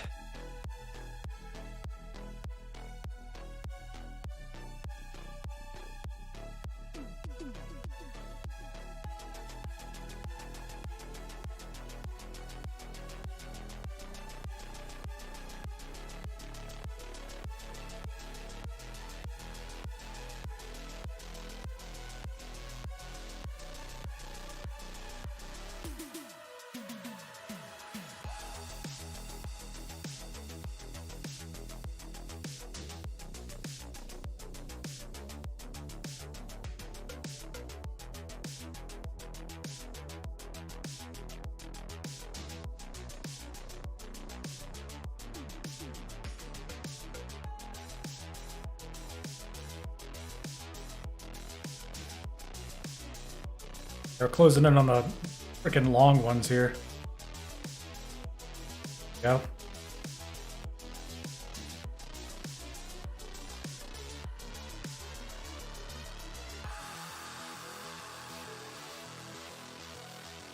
I mean, Josh, how long have we been trying to get that car in these games? You know?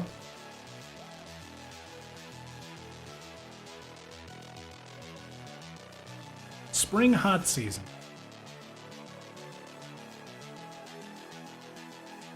I'd love to get that car.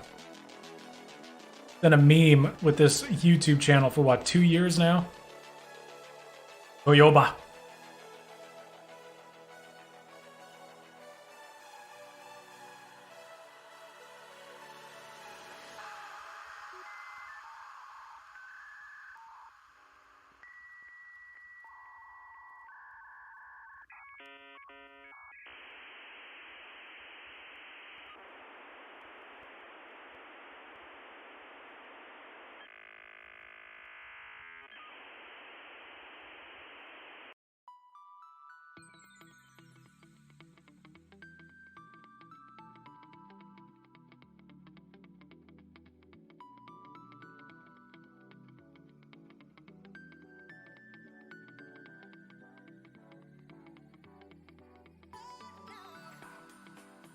And this bridge is so gigantic, I can't even see the whole thing.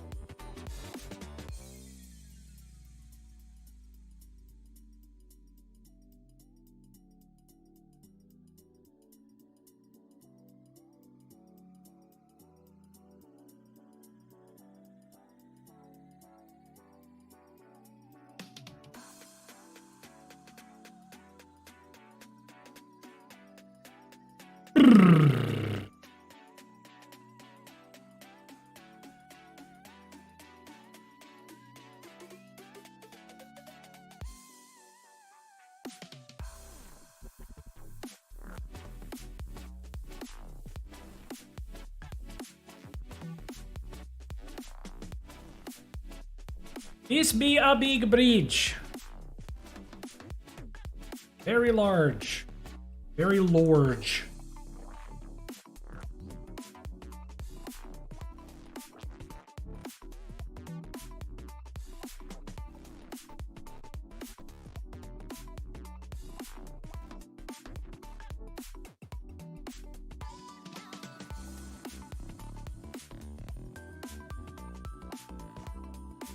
Gigantic. Gigantic. Gigantic.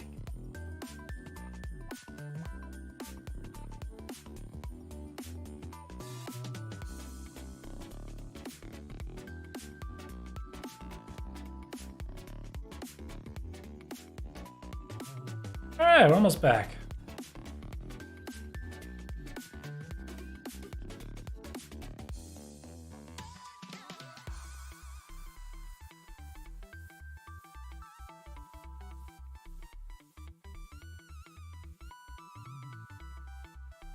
Look at that.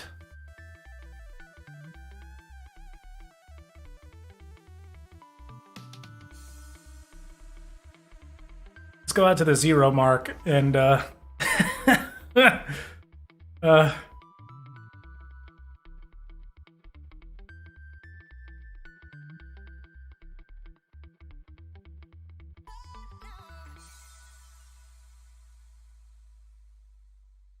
cayenne glass. Yeah. That's another reason I'm hoping to redo these things, is so I can go back and not mispronounce like an incredibly simple word. Ooh boy.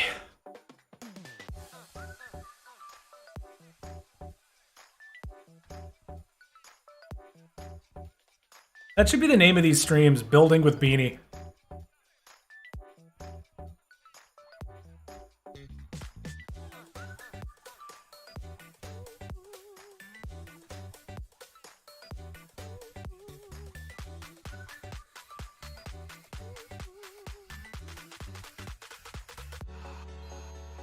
Bump this up to about 90 and scooch back a bit.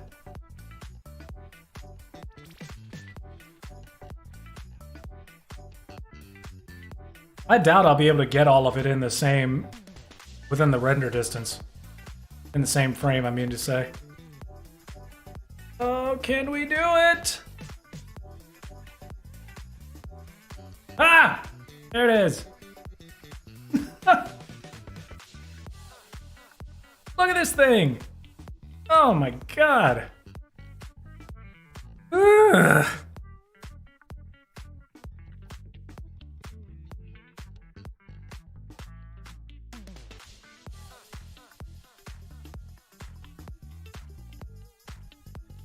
Now you can imagine it, right? Like seeing what you see now, you can imagine what it will look like.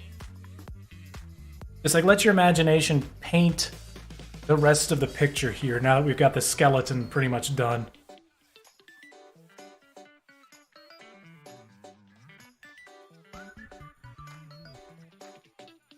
Oh boy.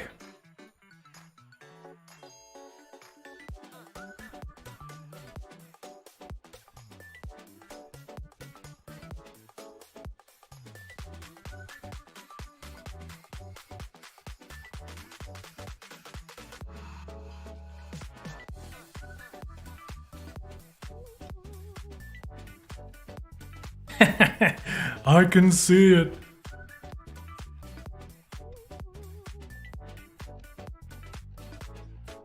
Alright, so what should we do next? Should we just keep building the deck? Or should I go ahead and make the other tower? It's humongous. Super chungus. No, you can't blow it up. Now I just need to make a big Godzilla, like, walking through it. You know what I mean?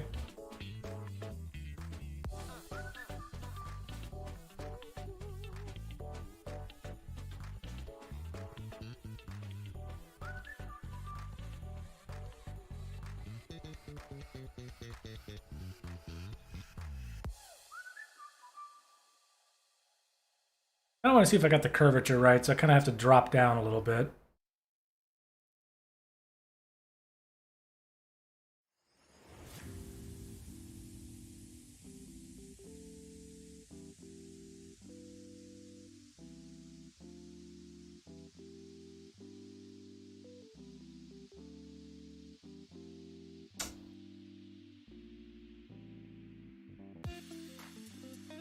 We are about 500 blocks away from this thing. Yeah, there. We're standing 500 blocks away. And I've got the field of view cranked up to 90. Whew.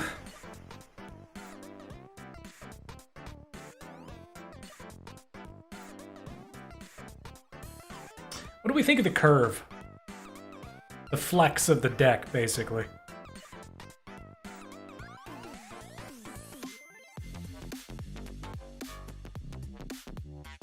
Hey, don't forget Godzilla vs. Kong. That one was actually good.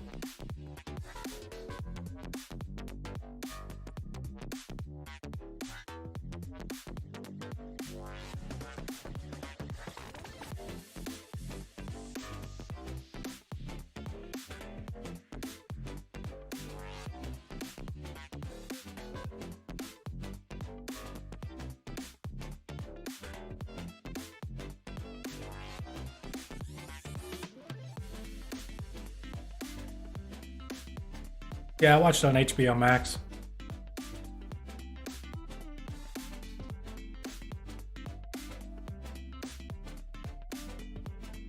Aw, well, thank you. But we think the curve for the deck looks okay.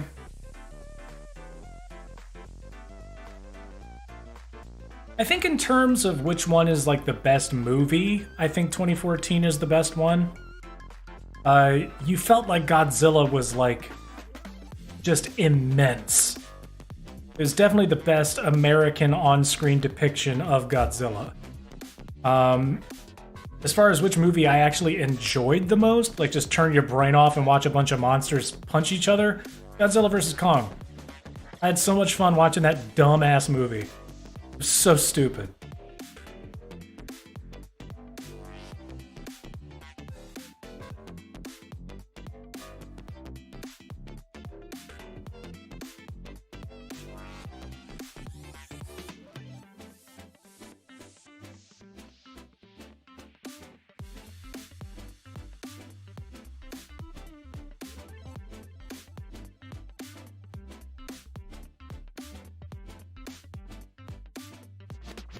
Godzilla versus... What was that? Godzilla King of the Monsters? That one wasn't bad. Dumb, but it wasn't bad. I didn't think the action was all that good, but it was really dope watching him turn into nuclear Godzilla. Thought that was pretty cool. It's like just he was so nuclear powered, like him just walking forward, just melting buildings near him as he was just walking. Pretty good.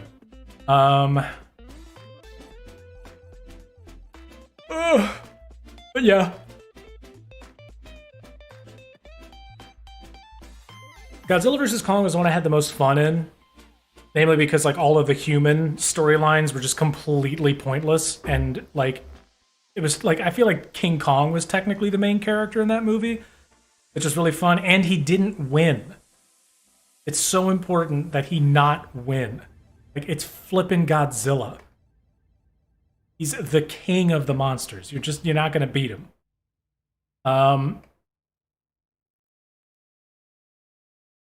But yeah, like the 2014 movie is like actually a movie. It's not just a CGI slugfest. It's like they're actually trying to like make a movie. I didn't think it was a very good movie.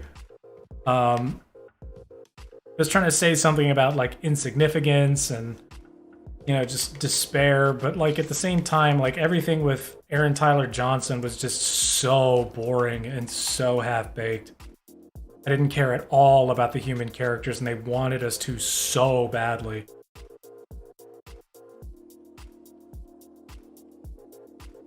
Like the Mutos and everything, those are cool.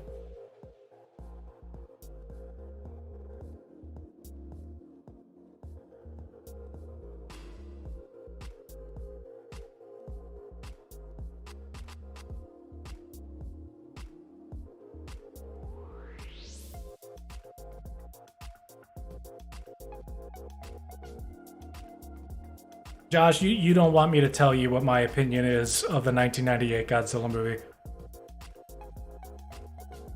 That movie is a disaster. Like, Godzilla isn't even the same size throughout most of the movie.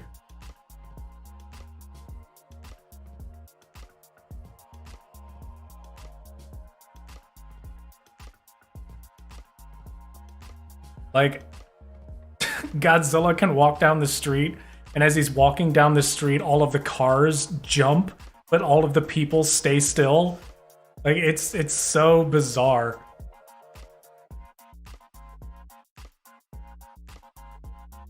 And like the Jurassic Park like Velociraptor ripoff at the end with like the stadium full of eggs. Yeah, I mean, like I was 5 years old. Yeah, no, he died because of a rocket. Like, that was another thing. Like, they killed him. I was so mad about that. I was like, how are you gonna kill Godzilla? Like, he was literally ugh.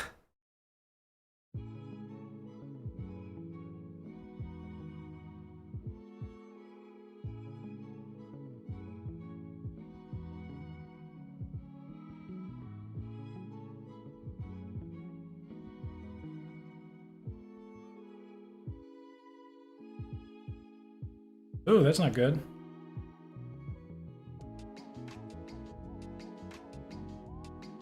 There's a problem.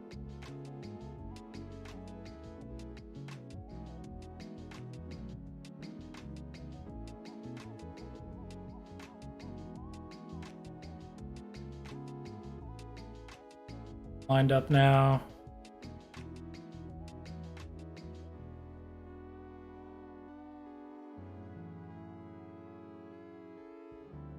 I think my favorite Godzilla of like the last forever is probably Shin Godzilla in the original.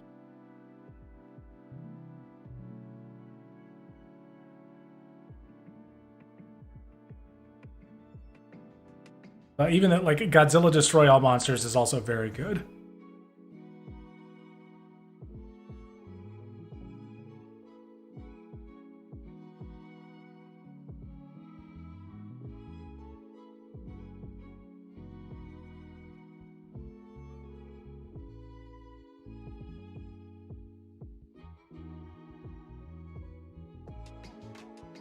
Yeah, Shin Godzilla, it's an actual movie. It's amazing.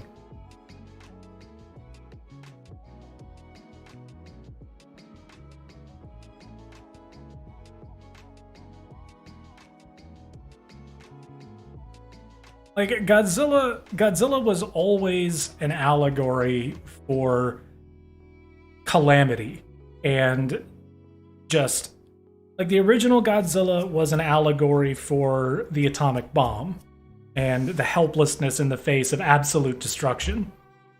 And Shin Godzilla was the same thing, but regarding the tsunami from 2011 and the ensuing nuclear disaster. And the government's inability to kind of move quickly and act decisively. Even though if that had happened in America, nothing would have ever gotten done. But who am I to say?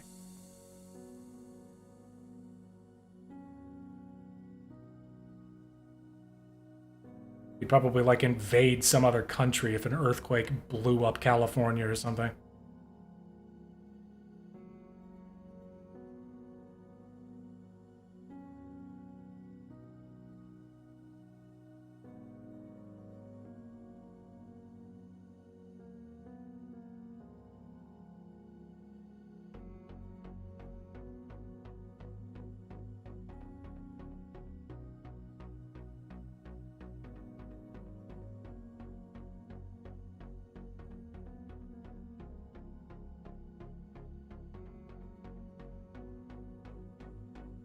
Ah. The first Cloverfield wasn't bad.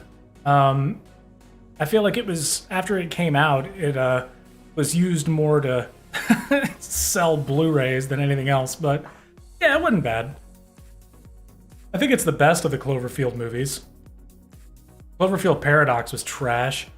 Cloverfield Lane, that wasn't bad.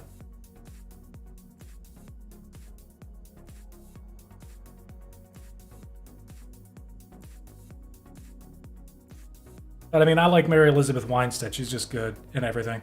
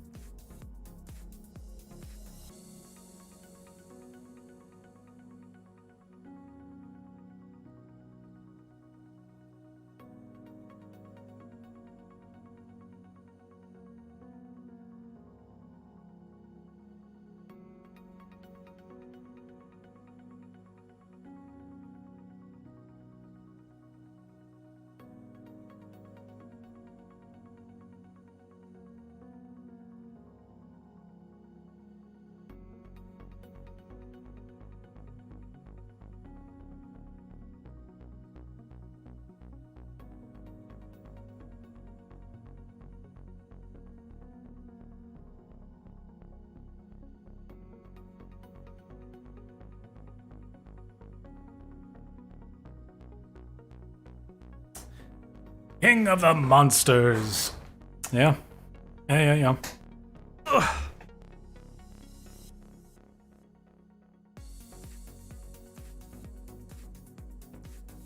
Again, I'm not like real big on like all the Cloverfield stuff. I've seen each movie exactly once. I just remember like the very first Cloverfield movie was like, that was such a big deal. Like everybody was talking about that movie.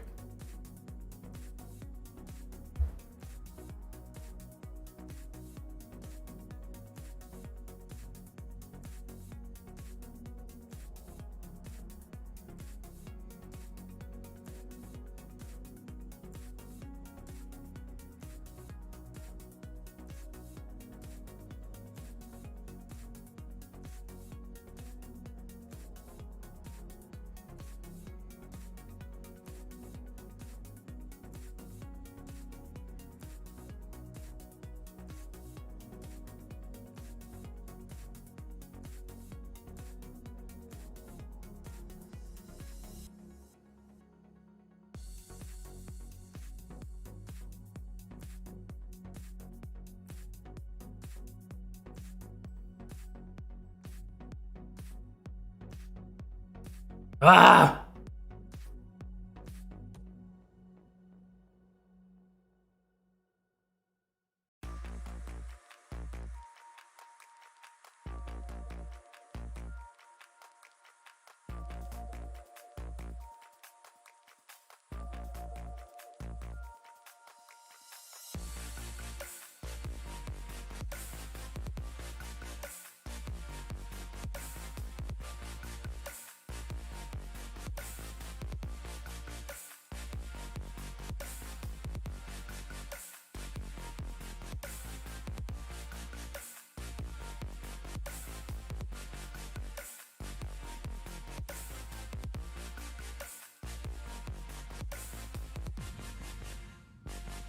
There we go. The one dead center will be a little skinnier than the rest.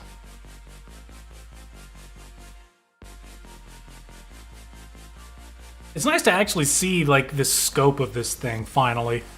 See exactly how big it's going to be.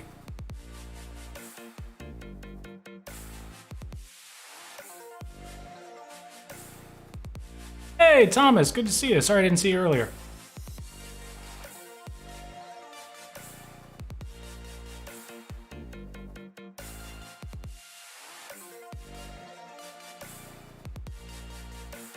Yeah, definitely don't spoil Spider-Man. That's a movie you do not want to have spoiled for yourself.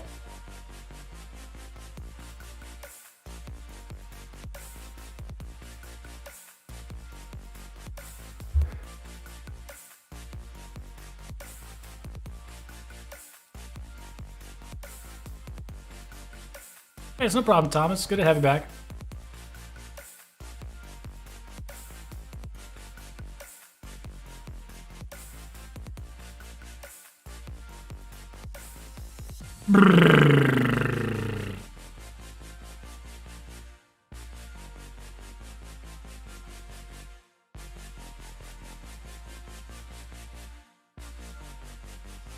No, I haven't watched it, but I spoiled it for myself just so I know what was going on.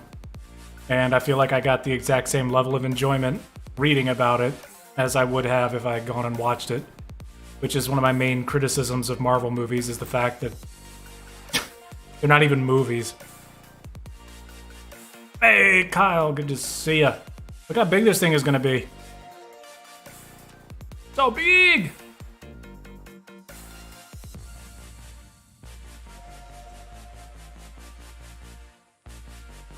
Like, I don't need to watch Marvel movies anymore. Like, I just don't. I remember when the very first Marvel movie came out in my lifetime, and I've seen every single one of them up to Endgame. And once Endgame came out, I was fine. I'm like, okay, I'm done. I don't need it anymore. I'm good.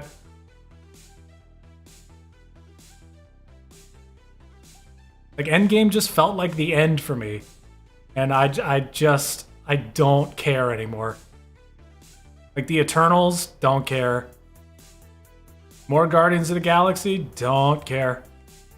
I don't care at all.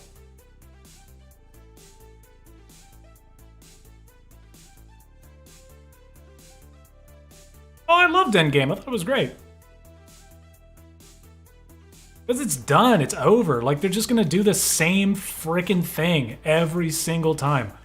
Like, the movies are so similar and so safe and so boring now. Like, it's just too much. They just keep releasing the same movie. And, like, seriously, like, what's the main difference aside from, like, the general plots of the movie? Like, they hit all of the same story beats. They have all of the same, like...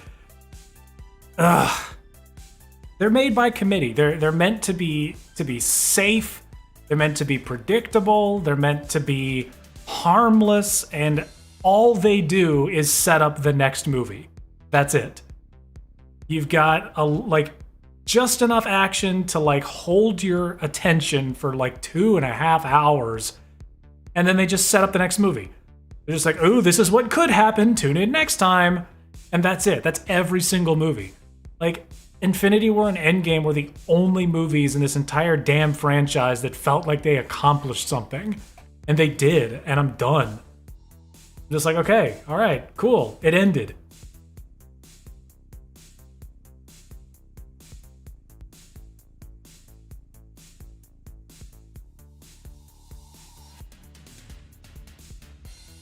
Oh, all the Marvel movies are terribly written.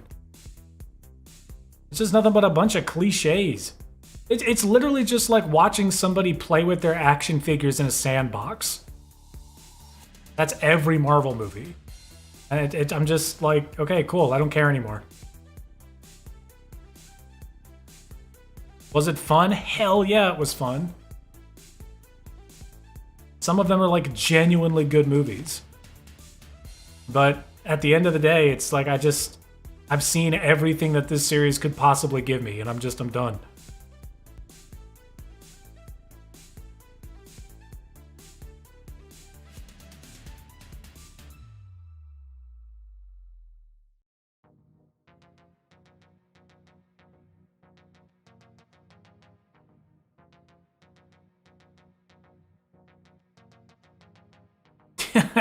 No, Rant BBG is still here. He just doesn't make videos about it anymore.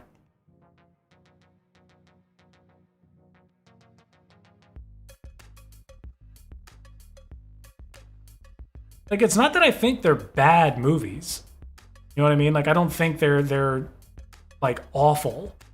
They're boring. Like, they're safe, they're boring, they're just They set something up in a trailer. They're just like, ooh, you know what might happen? These 3 things. And then the movie does those 3 things, has a couple of really bad jokes, and then it's over. And the whole time, they're just like, tune in next time for the same 3 things. We're going to tease some stuff, and then it's going to be there, and you'll be like, oh, I saw that. I thought it was going to happen, and it happened. And then that's it. That's every Marvel movie. Oh, we might get to see this character. Oh man, that character did something. They did a thing. And that's the whole point of this 2.5-hour movie, was to see, like, this one character do one thing. And, like, that's enough for some people, and that's totally fine, but it's like, no, I'm done. I had my fun with them. I'm done. I'm over superhero movies completely. Like, it's over. They had a great run. It was so much fun while it lasted, but it's just the same movie over and over again now. I'm more excited for, like, what some of the DC movies are doing. Some of the DC movies are doing. I think Zack Snyder's DC movies were freaking terrible.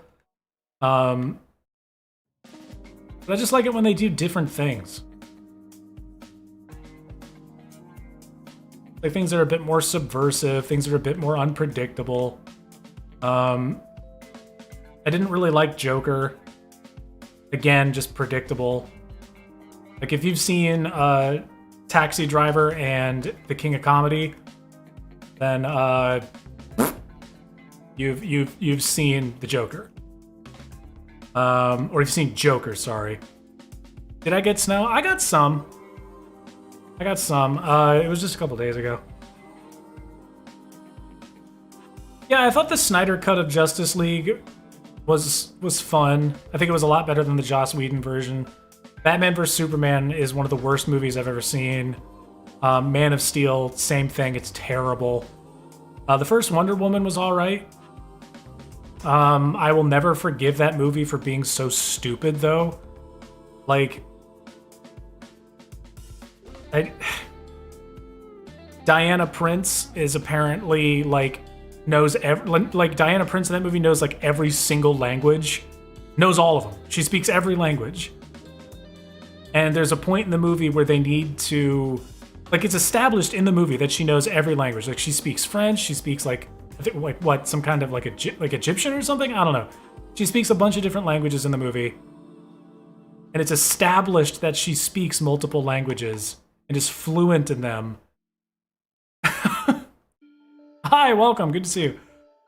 And then in the movie, they need to like sneak in to like a German gala or something.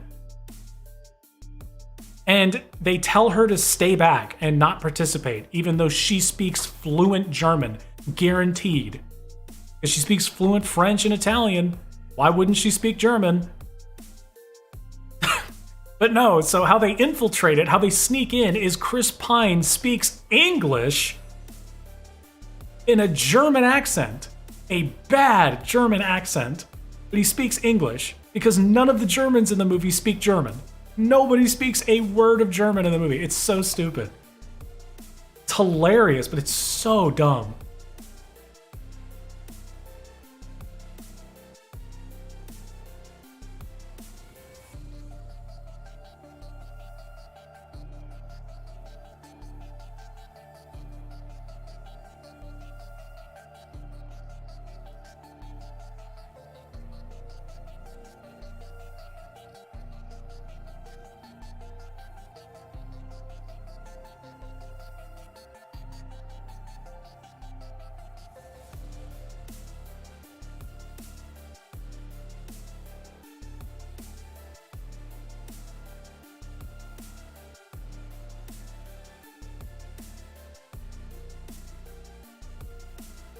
Ugh.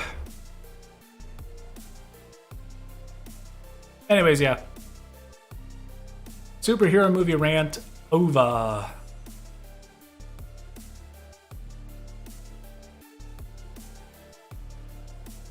Yeah. Ugh. Pick something else for me to rant about. I'll rant about it. Pick anything. I'll go on a tangent. I'll go on a tear.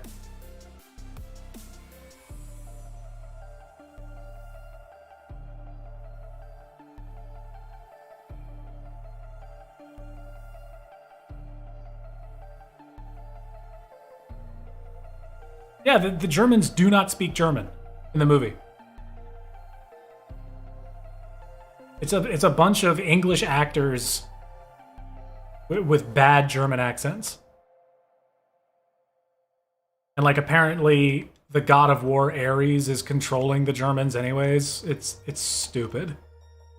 But it's a fun movie though because the characters are good, the acting is generally good. The chemistry between Gal Gadot and Chris Pine is really good. The whole fish out of water stuff where, you know, she goes to America for the first time or goes to Europe for the first time. Sees civilization outside of Themyscira is pretty good.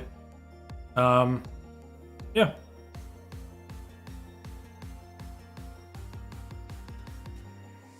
Like a solid 6.5, 7 out of 10 for me. Favorite skyscraper of all time? Man, I don't know. No clue. A lot of good ones. When I was a kid, it was the Twin Towers, but y'all know what happened to them. Sad I never got to see them in real life.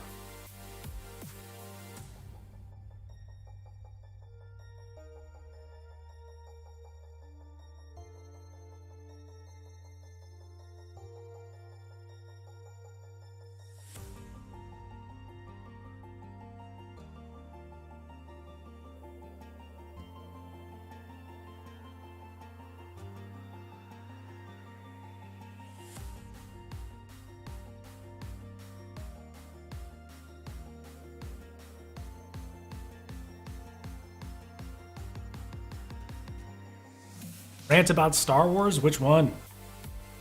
Could rant all day about Star Wars.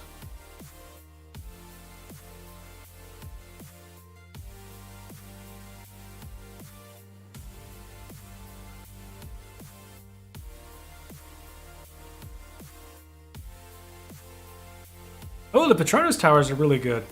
Yeah.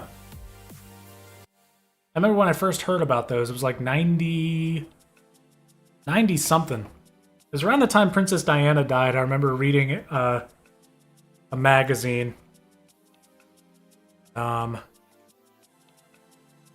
had a bunch of pictures of the Patronus Towers in there, and I just remember how cool they looked. The sky bridge connecting them. The new saga? Ugh. I wish they weren't canon. They're terrible.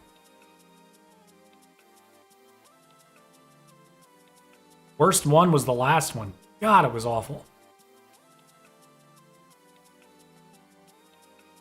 I mean, no surprise. It was freaking... It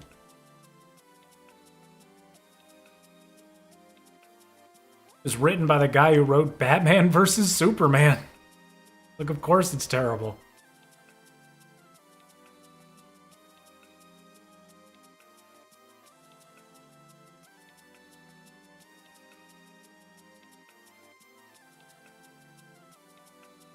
Yeah, good. Don't give him the money. It's terrible. It's awful. Awful, awful movie.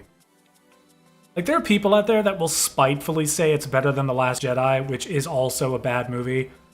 And it's like... No.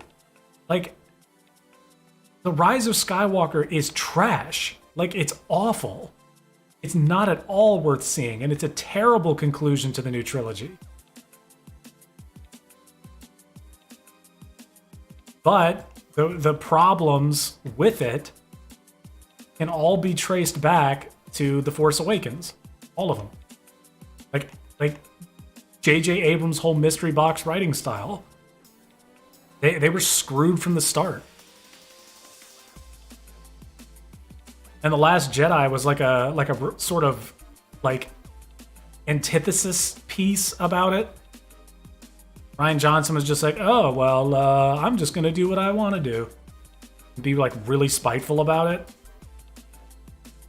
And it's like, man, you can subvert expectations, like, without being a dick. Because it's like, there was a right way to do everything he wanted to do in The Last Jedi.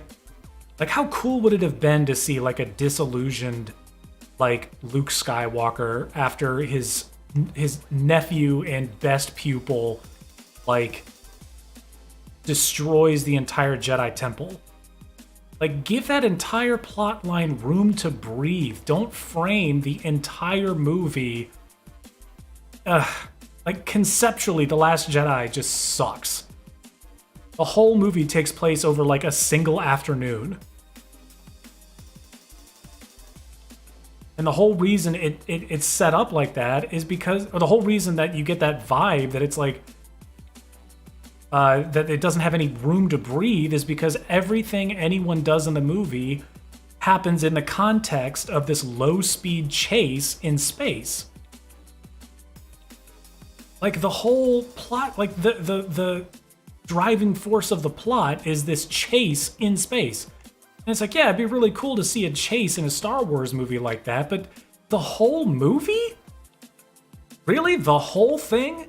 You're gonna set the whole movie in this low-speed chase out in space, where the only visual reference point that your eye has to figure out how fast these starships are moving is a star field.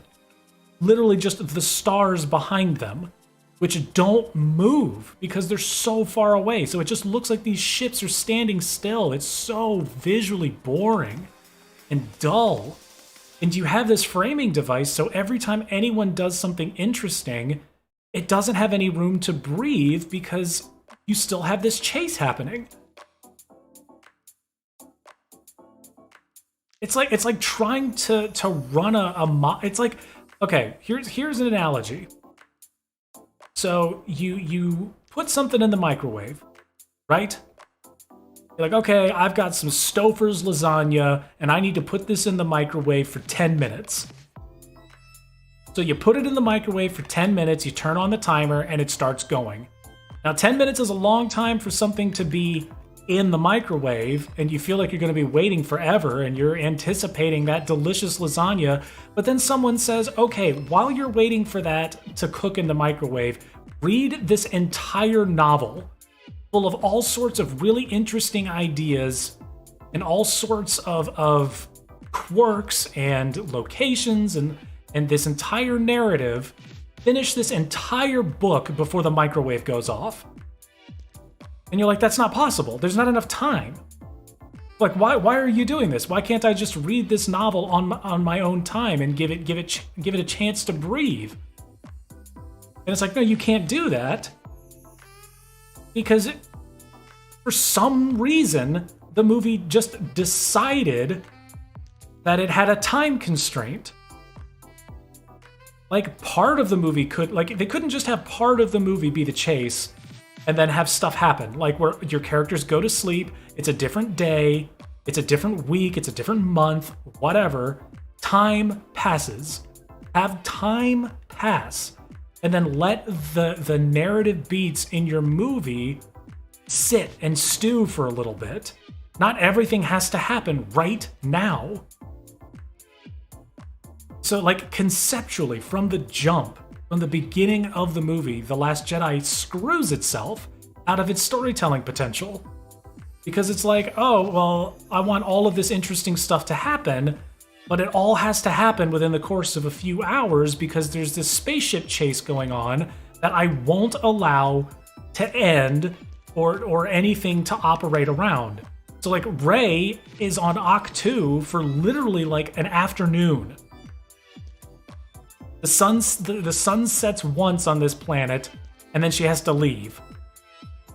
Like, no wonder she couldn't get trained. No wonder she couldn't spend time convincing Luke or to really get to the bottom of her powers or anything like that, because you got this stupid space chase that she needs to get back for. It's like, it's the movie just writes itself into a corner, and instead of writing something else, it just tries to force a square peg into a round hole. It's just unintelligent filmmaking. I don't know how else to put it. It was such a frustrating movie. And add on to that, just a bunch of really bad jokes and that stupid blue milk. Ugh. It was so gross.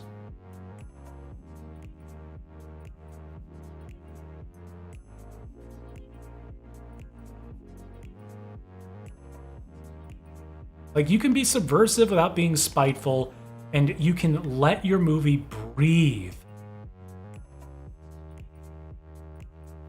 Like, imagine Return of the Jedi, or imagine A New Hope, Star Wars Episode 4, okay? But imagine them having to tell that whole story during the course of the trench run. So it's like you have to get introduced to Luke, you gotta get introduced to Obi-Wan, you have to meet Darth Vader, you have to see the destruction of Alderaan. All of that stuff has to happen during the course of the final assault. The whole movie is a ticking clock. Imagine how rushed and how terrible that would be.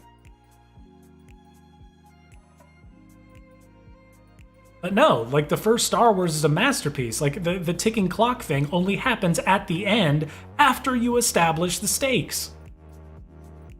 After you introduce your characters, after you introduce all of these concepts, like, you let things breathe. Things happen. When a set piece happens, it's over, and then the story moves on. The whole movie isn't centered around one thing. And The Force Awakens was just a freaking ripoff of A New Hope. So, I mean, it was... it was good because what it was ripping off was good. And that's about it.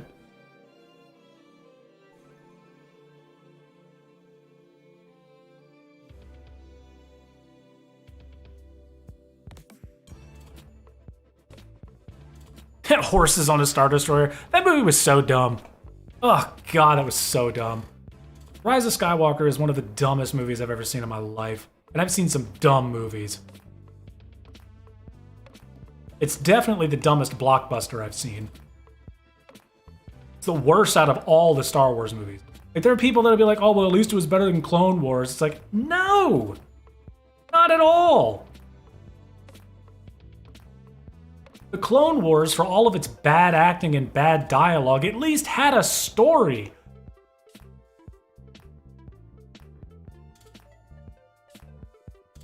At least it had characters that you actually cared about, for God's sakes.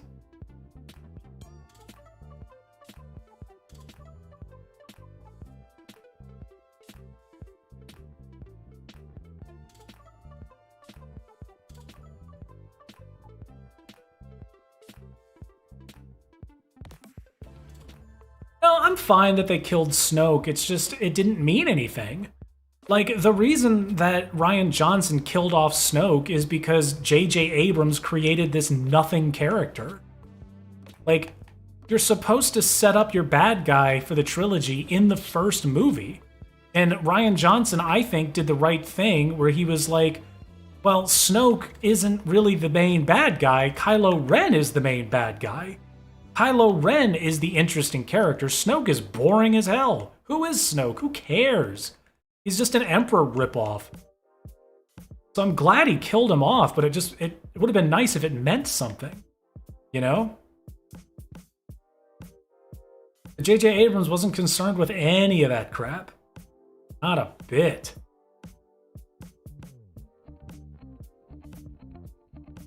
So it's like the problems in The Force Awakens, the plot holes in The Force Awakens, the questions, all that movie did was ask questions. So it got you curious, and then it left all the responsibility of answering those questions on the next director, who decided to set an entire movie over the course of one chase sequence, leaving himself absolutely no time to even bother addressing those questions. So in order to stick to his precious chase sequence, he just decided to not answer the questions and piss a whole bunch of people off in the process because he thought it was funny. He was deconstructing the Star Wars mythos for a bunch of freaking, like, the worst of YouTubers to sit and like literally like people who hate franchise filmmaking. Those are the only people that enjoyed that movie. Because otherwise it was just supremely dumb. And like, look, I love fanboys being mad as much as the next person, but it's like, don't just make a movie out of spite. Don't just piss off the fanboys to piss off the fanboys. Like, I understand it's fun and fanboys are like the worst, but I mean, come on. Like, at least make a movie. Either way, it's over. It failed. Disney has wisely decided to focus their efforts on Star Wars for TV shows because The Mandalorian is a lot of fun. I haven't watched Boba Fett yet, the Book of Boba Fett, but I probably will, I don't know, sometime.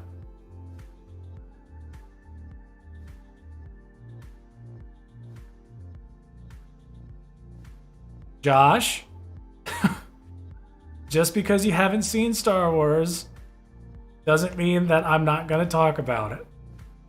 Other people have seen Star Wars. What I'm ranting about, my dude. Definitely go see it.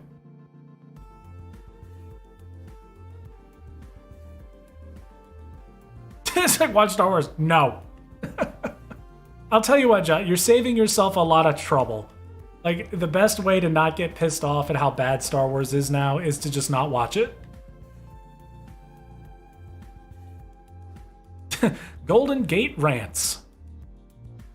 Rant about the prequels. Geez, maybe one day. I don't know, man. Also, McBuilds, good to see you. Thanks for stopping by. The prequels are a mess. They are a mess and they are messy. Like, the dialogue in the prequels is god-awful. The directing in the prequels is god-awful. Like, there are long sequences in the prequels where just nothing is happening. And it's so boring. So boring. Plots are a mess. The action isn't bad in some of the movies. The overall themes and the overall story arc is very good, very entertaining. It's very difficult to get over just how bad of an actor Hayden Christensen was in those movies. But I don't necessarily blame the actors because George Lucas is a terrible director. Like, he hates doing multiple takes. He doesn't like he doesn't like directing. He doesn't like instructing actors on how to do their scene correctly. He's like, yeah, just do this, and then we're good. Okay, yep, good, cut, we're good. He's a first take director. He's a good enough director. That's it. He prefers just writing story treatments. He's an idea man. His ideas are awesome, and he just needs other people to do them better, to take his good ideas and make them better.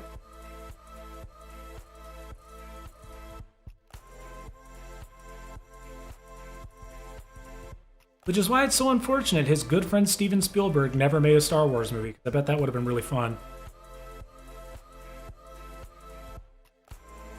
Josh, you're fine. You're fine. I'm just busting your balls.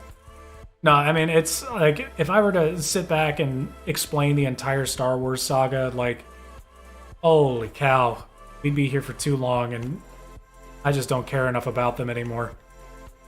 That's the most egregious problem, I think, or the biggest mistake that Disney made was oversaturating the market, so to speak, with Star Wars movies and Star Wars shows, and it's too much. Star Wars doesn't feel special anymore. You know what I mean? Like, Star Wars used to come around once in a blue moon. There was a point in time when we didn't know if we would ever get more movies. I was a little kid, and there were no prequels. I remember when I was like 5 years old and I watched the Star Wars trilogy for the first time and I was amazed. I was like, oh my God, please tell me there's more. And my parents were like, there are no more. It's just three. 3 great movies. That's it. Or 2 great movies and 1 fun movie. Because Return of the Jedi is fine.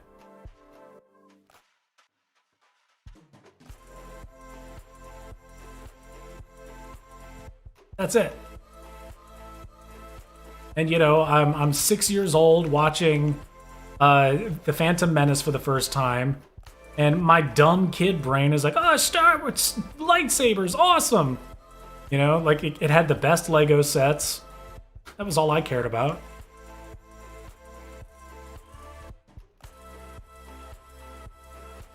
You know, you get a little older, you watch the movies for what they are, and you start sitting back and going like, this is not good. This acting is really bad. This writing is very cringy. The decision to make the pair CGI was just, ugh.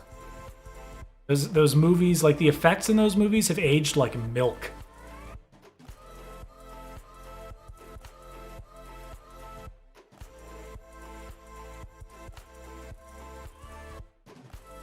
Hey, Polar! Good to see you, man.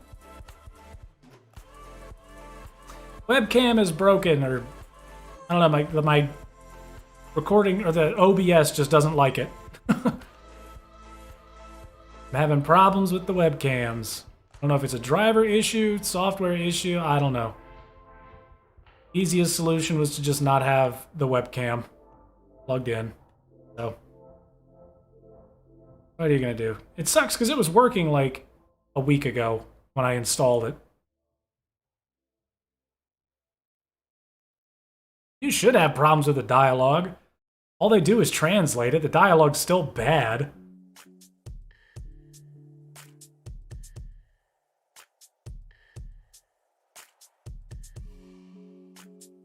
Germans. It's fine.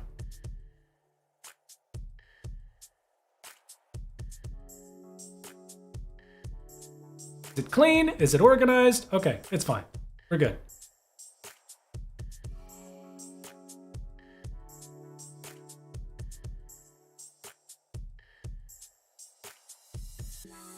Probably like it because nobody in the movie shows any emotion.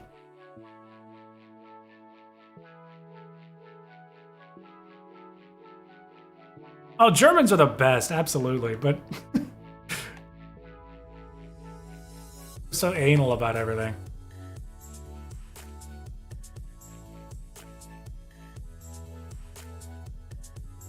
Germany is clean, it's organized. You go there, nobody bugs you. Quiet.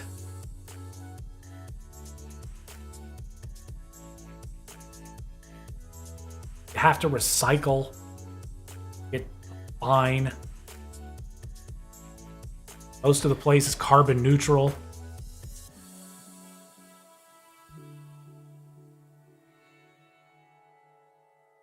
Excellent social programs. High quality of life for all of its citizens. It's good stuff. The Germans are still German.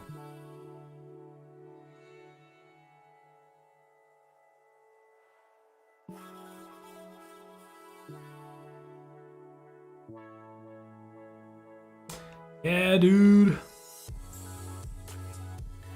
Just don't recycle without your recycling permit.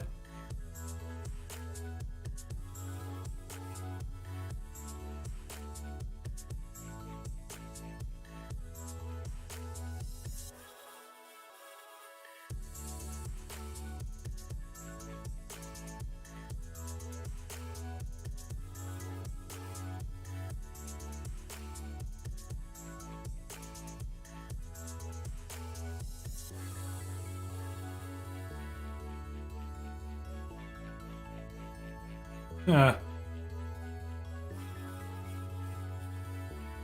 was a long time ago, Josh.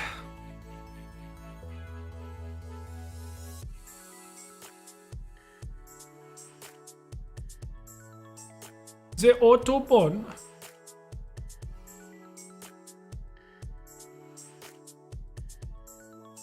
Rant about the Jaws franchise. Okay, I can do that. I have seen all 4 of the Jaws movies like a million times. I used to own all 4 on VHS. Yes, even Jaws the Revenge. I've seen it a million times. Fantastically bad movie. Although I think Jaws 3D is the worst. Like, Jaws the Revenge gets a lot of hate because, like, it personifies the shark. You know what I mean? Like, a shark basically follows Ellen Brody to the Bahamas and tries to kill her and Michael Caine specifically. Michael Caine famously never saw the movie. When asked what he thought of it, he's like, no, I never saw it, but I did see the mansion it bought. So it's like, yeah, he was just in it for a paycheck.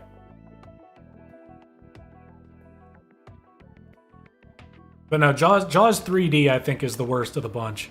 That one's terrible. You know, it's clearly just a gimmick, you know, with the 3D technology or whatever in there. It's got some of the most gruesome kills, though. Like, if you're just talking about, like, slasher, like, gory kills, like shark violence, I think Jaws 3D might have the best ones. They're just gruesome. Like, there's a scene in the third one where this, like, hotshot, I think he's Australian, maybe? He's like this gamesman, this fisherman type deal, professional diver, somebody like specializes in hunting and killing sea creatures or something. I can't remember. It's been a long time. But he's like this hotshot, and you know they're trying to kill the shark. You know what I mean? Or I think he's trying to tag it or something. Either way, he goes down into the water where the shark is, ties a little rope to his ankle or something, attaches it to like this ladder next to the tank, goes in the water with a 35-foot great white shark, the mama shark.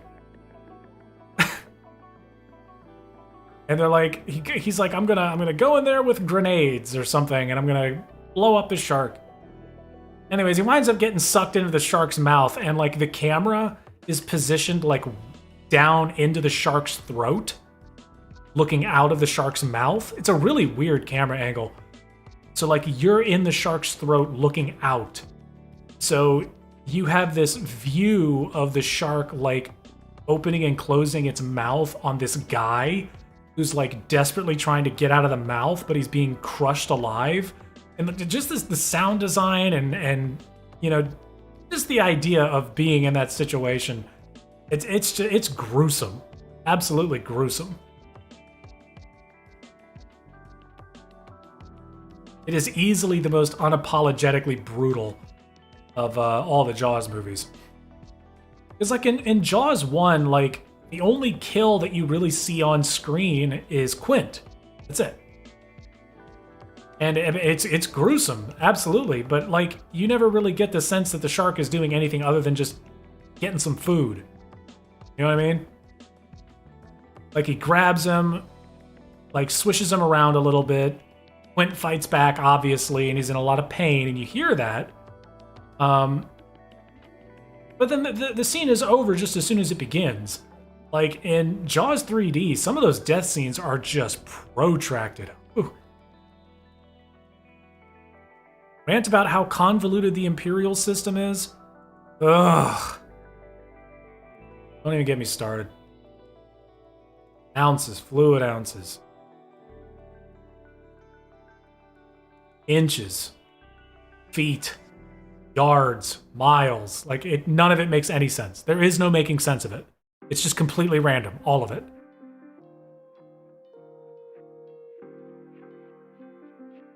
But yeah, no, like in a really goofy way, I think that Jaws: The Revenge is a lot of fun. Like, it's definitely terrible, but like, it's fun. The middle portion of the movie is completely stupid. Like, you can pretty much just skip to the end. It has one of the most absurd endings. Jaws 2 is kind of forgettable, even though they did get Roy Scheider back and they did get John Williams back to do the score. It again takes place on Amity, so you know, it feels like the first movie, or it feels like a continuation of the first movie. You know, you got a lot of the same characters, you've got the same locations. It's nowhere near as good as the first one, but you know, it doesn't feel far removed from the first one. It feels like it takes place in the same, you know, timeline, I guess, same universe. The third one, like the ugh, it's just ugly looking. It's gruesome. It's stupid. The special effects are god awful. Like, they are god awful.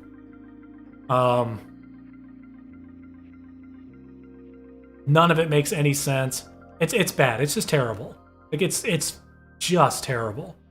Very few redeeming qualities. The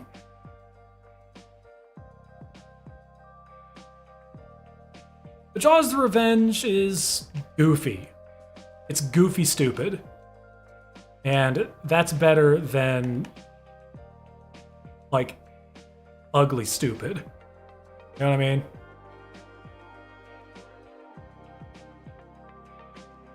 Rant about the Jurassic Park trilogy. Jurassic Park 1 is a masterpiece. The Lost World is underrated as hell. It is such a good action movie. I can't stand people that say it sucks. Because I just don't see it. I think it's fantastic. Quintessential 90s action. Like, it's just great. The special effects are better. The action is better. Like, I don't know. Jurassic Park 3 is a lot better than people give it credit for. But I'll be the first to say this, that every single Jurassic Park or Jurassic World movie is worse than the one that came before it. Every single one. It is a straight decline in quality. Jurassic Park, masterpiece. Jurassic Park, or Lost World Jurassic Park, fun. Kind of dumb, but like the acting is great, the music is great, the effects are great. It's fun. They pull it off, in my opinion. I think The Lost World is great. Jurassic Park 3 is pretty dumb. Pretty flippin' dumb. I still think the effects are fine. You still have the Stan Winston animatronics. You have some principal cast members from the first movie come back. Ellie Sattler's back. Alan Grant is back. The acting is fine. The Spinosaurus is dope. I don't give a crap that it killed a T-Rex. I think it's dumb how it killed the T-Rex, but, you know, I don't really care that it did. It's just an animal. I thought that all the stuff they did with the Velociraptors was really cool in that movie. Like just trying to analyze how the raptors communicate with one another. Like, it still felt like, even though it was dumb, you know what I mean? Like, making a nasal passage and using it to try and communicate with raptors is kind of dumb. But, like, at least you get the sense that they're trying to stick to some kind of scientific basis. Like, Alan Grant wants to go back because he loves dinosaurs. You know what I mean? He eventually agreed. Like, when he's on the plane and he sees Isla Sorna for the first time, and he sees the dinosaurs, the first words out of his mouth are, "My God, I almost forgot." Like, dinosaurs. Those are freaking dinosaurs.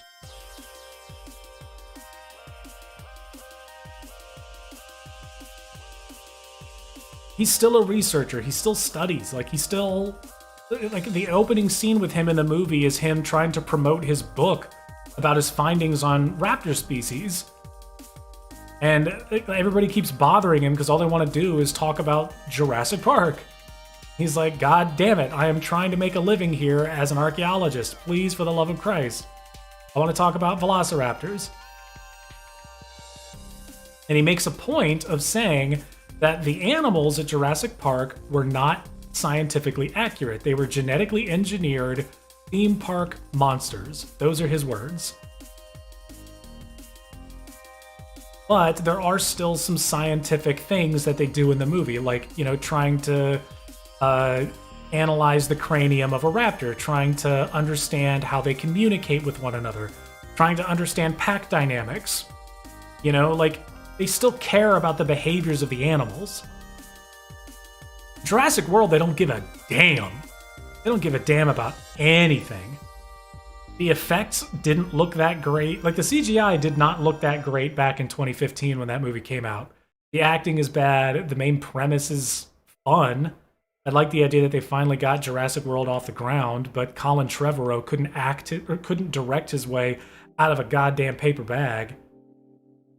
He can't write worth a damn. He's almost up there with Chris Terrio when it comes to just really bad screenplay. Yeah, Chris Pratt is ugh. Bryce Dallas Howard I thought was really good. Didn't care too much for like the two kids. I felt like it really was just it was like The Force Awakens, which funny enough came out the same year. You know, it was really just a retread of the first movie, but it didn't do any of it anywhere near as good. So it just lacked that creativity. The dinosaurs felt weightless. The Indominus Rex, while cool looking, like it just wasn't scary. Never felt threatened by that damn thing. Yeah, it just. The crazy thing about the first Jurassic Park movie is that they used those animatronics so well that the dinosaurs looked and felt real. And the way that they were shot. Bottom up. Like the camera is never not at a human's perspective. Like the camera is on the ground looking up at the T-Rex, looking up at the Brachiosaurus. You know? You see the dinosaurs as the characters would see them. Gigantic, imposing, terrifying, dangerous, unpredictable. Jurassic World, it's all fluff.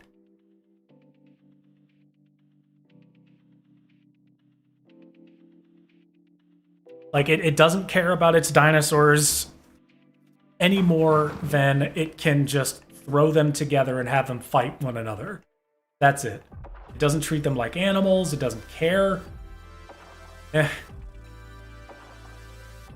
This bridge is 80% scale, so it is 80% the size of the real bridge.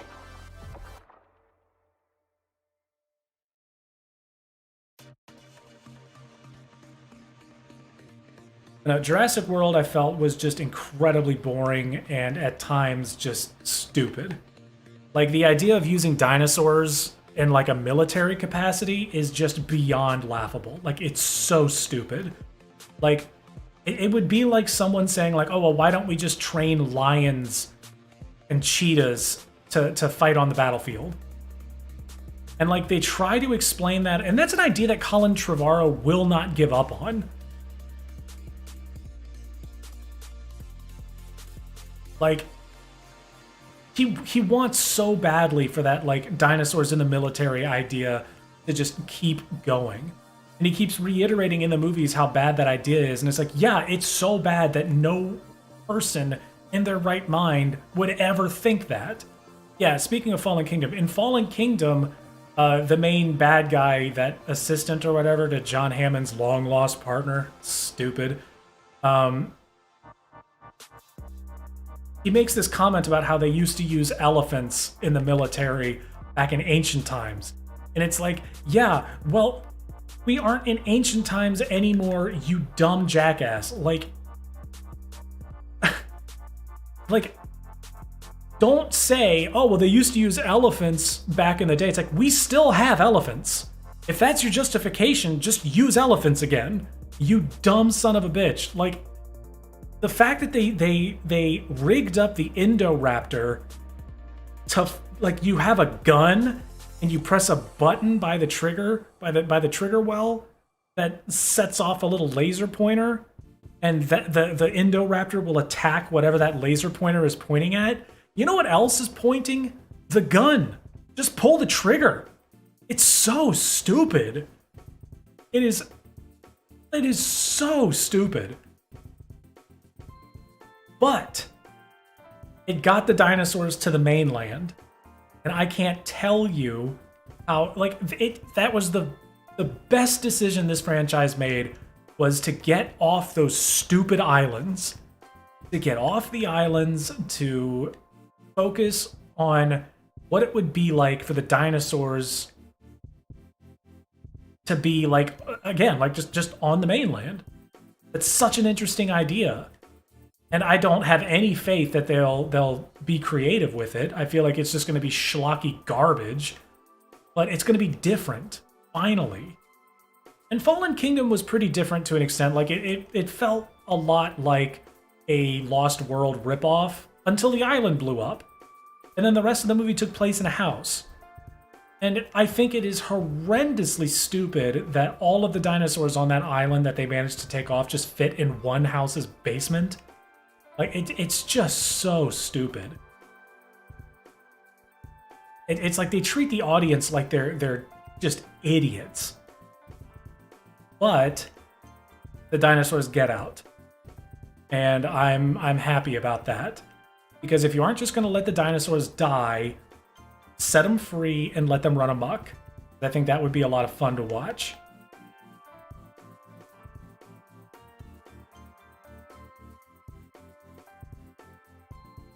Oh, Jurassic World Dominion?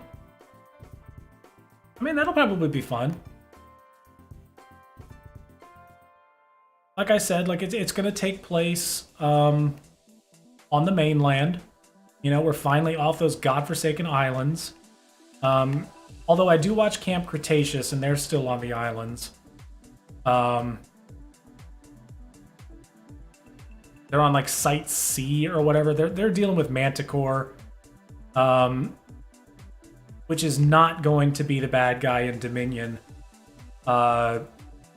Biosyn are the bad guys in Dominion, led by Dodgson, the guy who tried to get Dennis Nedry to steal the embryos in the very first movie. Which is another thing I think is going to be fun and interesting. Like, they're just... This new Jurassic World movie is just... It's going to bridge the gap between the World movies and the original trilogy. So, if it's not good, at least it'll be interesting and more than likely fun. And if you're a nerd for the Jurassic Park, like, lore, for lack of a better word, like, it's going to have a lot of that stuff in. Yeah, like, they're not on Isla Sorna in Camp Cretaceous. They're on some other island.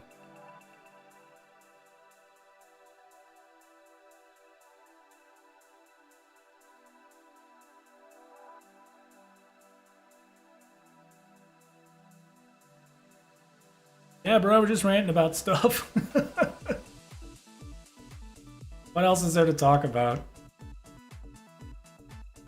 You want to talk about coronavirus? Apparently there's a new variant in France, not the Omicron, but something else. Jesus, give it a rest.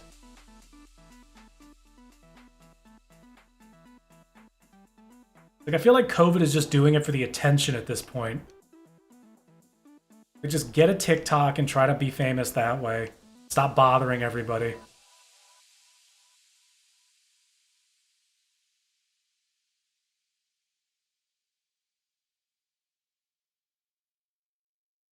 Oh no, we're not going to talk about the new Spider-Man movie because a couple people haven't seen it yet. So, also I haven't seen it, but like I did spoil the whole damn thing for myself. And honestly, like just reading about it, I feel like I got the same level of enjoyment as I would have just watching it. Because literally all Marvel movies is just, I hope I see this guy. I hope I see that thing, and then they tease it, and then you go to the theater, and then you see that they do it. Oh, they did the one thing, and then you're fine. Like, that's all Marvel movies are. They tease one thing, and then when you get that one thing that you knew was going to be in there because they teased it relentlessly, so you're not surprised. They're just like, hey, there's going to be chocolate pudding later. Oh, cool. Man, I'm really excited for that chocolate pudding. Oh, cool, I got chocolate pudding. That's every Marvel movie. It's just boring. But no, like, I'm not gonna, like, seriously, like, I'm not watching any more Marvel movies. I've been watching them my whole life. I remember when Blade came out. I remember when the first X-Men movies came out. I own the Daredevil director's cut and enjoy it. Like, I'm good. I'm done. I saw Endgame. I don't need anything else.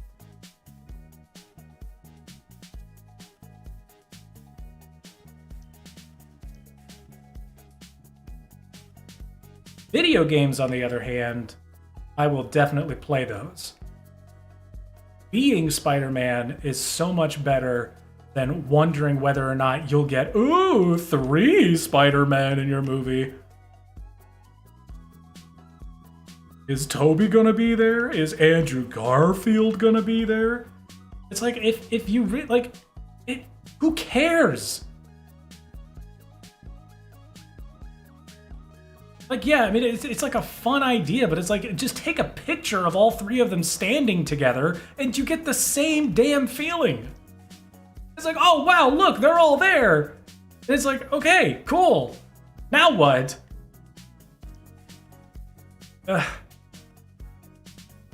Again, not confirming or denying whether or not they are in that movie. You will have to go see it to figure it out.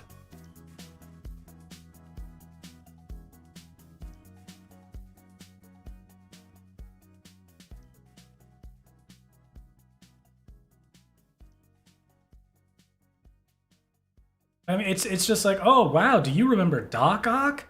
Ooh, do you remember Green Goblin? Electro? Sandman? Lizard? It's like, okay.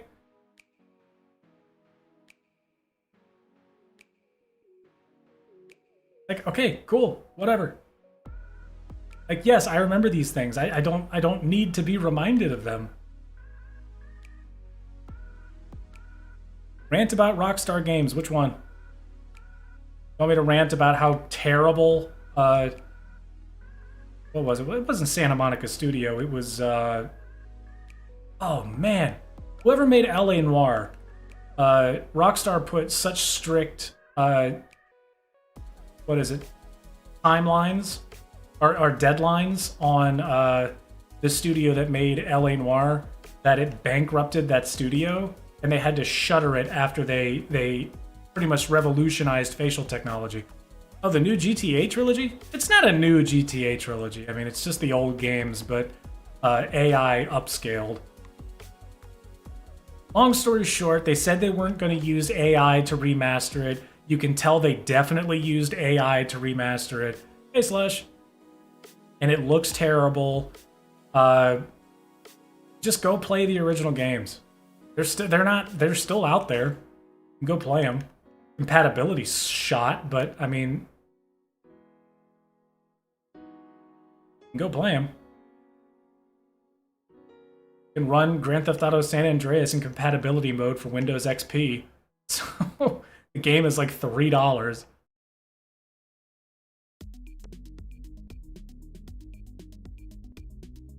Yeah, so it's like if you already play the old games, like they're the same games.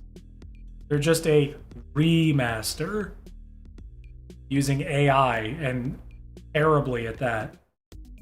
So lazy, such a cash grab. But now my main problem with Rockstar Games is that they're never gonna make another Grand Theft Auto. Like, they promised story content for Grand Theft Auto 5 and we never got it. Grand Theft Auto Online launched in early 2014 and it's just, they've never gone back. Yeah, same with Fallout New Vegas. And yes, Bethesda did withhold bonuses to Obsidian if they didn't get over an 85, or if they didn't get an 85 or greater as a Metacritic aggregate score, which is easily one of the scummiest things that the gaming business does, is withhold bonuses based off of aggregate review scores. When Metacritic has not divulged its equation, it's how it weights different, because Metacritic is different. Movies have Rotten Tomatoes, but Rotten Tomatoes is very simple. Rotten Tomatoes is literally just a percentage of how many critics liked the movie versus disliked the movie. It doesn't take into account how much they liked or disliked the movie. If you ever hear someone say, oh, Rotten Tomatoes gave this movie a 60%, it's like, no, Rotten Tomatoes did not give anybody anything. It went and it looked at all the reviews that were out there And Rotten Tomatoes is like, okay, 60% of people who reviewed this movie liked it. That is what a 60% on Rotten Tomatoes is. Metacritic, on the other hand, takes into account how much people liked the movie or the game. If someone gave it a 100 out of 100, then that gets weighted against someone giving it an 80 out of 100. So if only 2 people reviewed a game, both were favorable reviews. Here, I'll use an example. A really oversimplification of it, but it's the same idea. Say 10 people review Mass Effect 3. Okay? 2 people did not like it, and both of them gave it a 40 out of 100. So like a 4 out of 10. Or a 2 out of 5. You know? And then 8 people liked it, but some of them only liked it a little bit, and then other people liked it a lot. So you got a couple hundreds in there.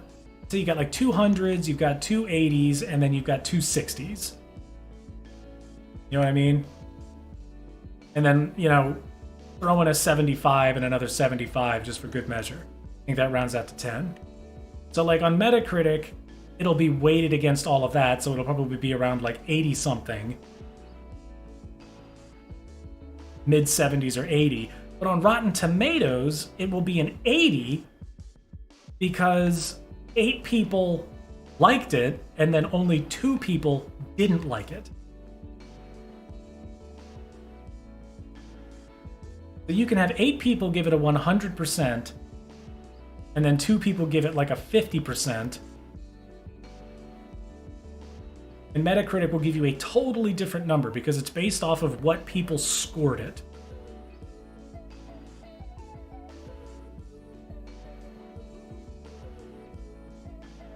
Josh, you are young. Most of you guys were young.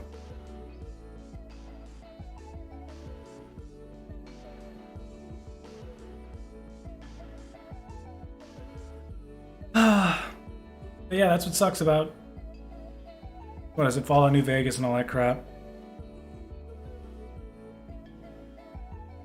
And it's a shame about what happened to that studio that made L.A. Noire. I need to look this up. The hell made L.A. Noire?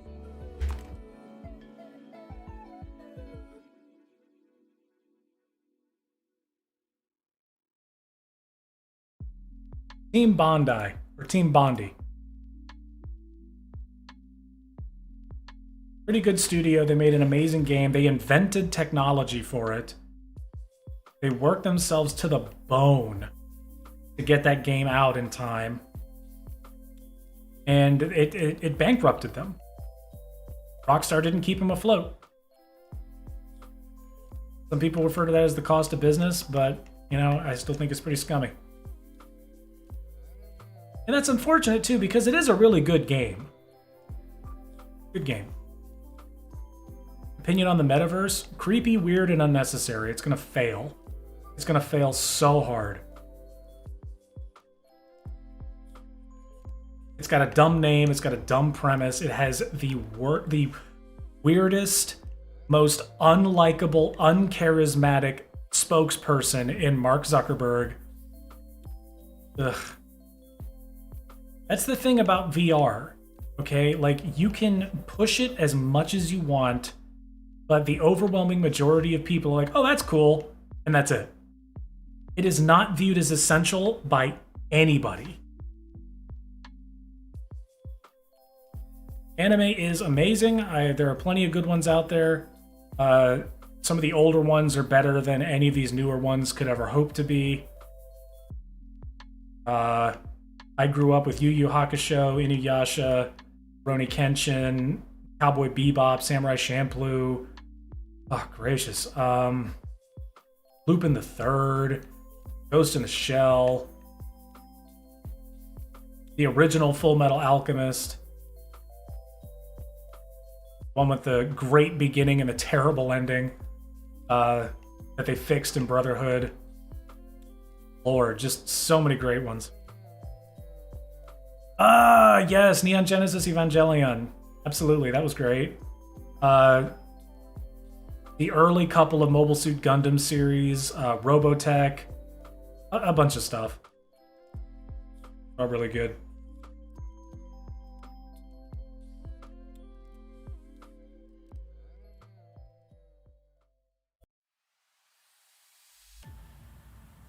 Yes, I have heard of anime.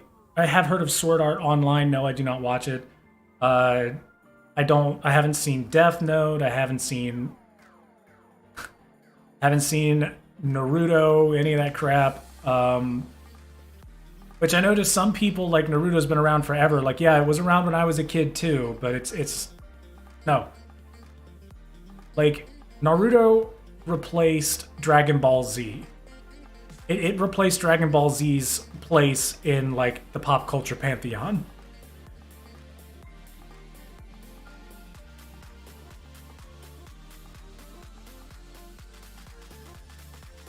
Even though Dragon Ball is like still going on. Yeah, I don't know anything about Sword Art Online. Yeah, I'm not really into ninjas either. I've seen a couple of really good martial arts movies, but hey, Starter Eagles, good to see you. Yeah, we're working on a big boy. Isa Began.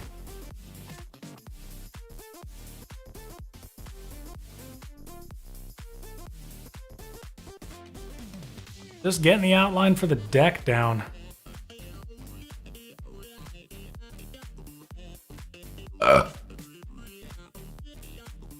No, but I remember reading the Naruto manga. I remember reading Shaman King. I remember reading... Oh, Lord, what else did I used to read? Yu Yu Hakusho was another one I used to read. The original Yu-Gi-Oh! Manga that I read back when it was dark and he would, like, straight up murder people.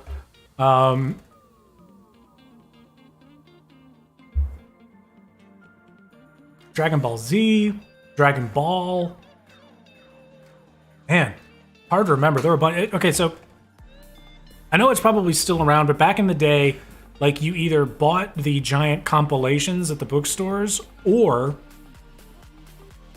what you did is you got a weekly magazine called Shonen Jump, and every week a new one would come out, and it was basically this real thick book about the size of like, it wasn't like a small book like most mangas sold, and it was like a bigger one. Like imagine the size of printer paper, 11 by 8 by 8.5 or whatever.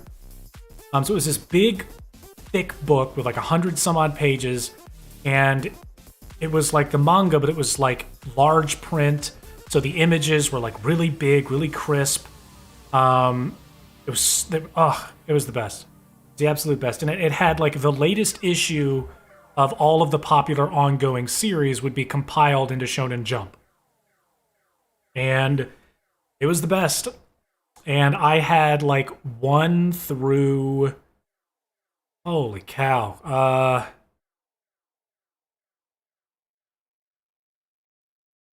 I think I had like at least... Like I remember getting one every week for like a year or two. So I had like several dozen of these Shonen Jumps. And series would come and go. They would conclude, or they would keep going. I remember One Piece was in there.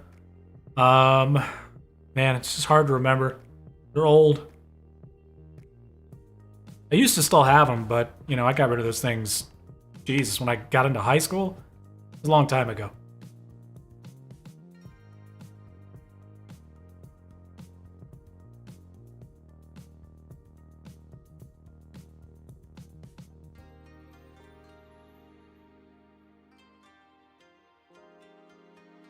Oh, it's still around. That's good to hear.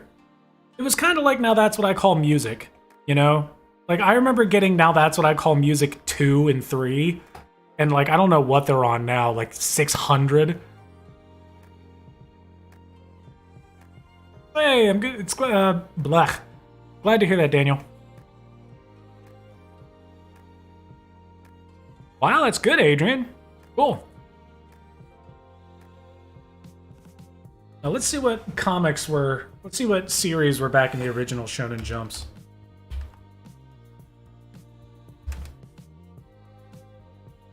Yeah, Shonen Jump 1. I remember this had Goku on it.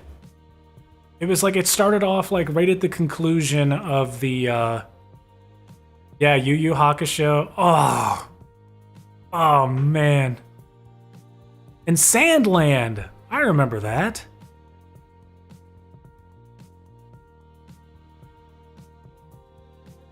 Yeah, it had like the rated teen thing on there. Yeah, I'm about to pull this up so you guys can see it.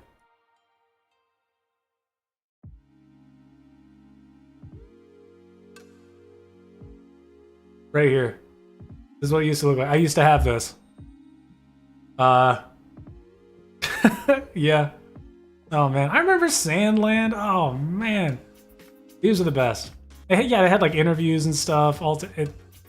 It was awesome.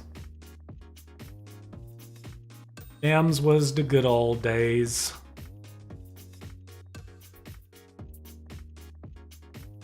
And in the second one is when they introduced Naruto. They had Shaman King, all sorts of stuff. Back in 2003. Yeah.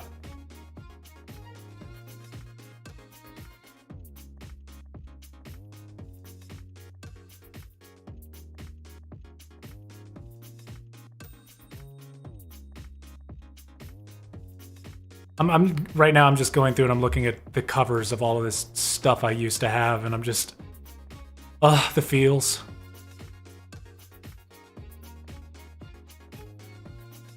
Yep, Weekly Shonen Jump.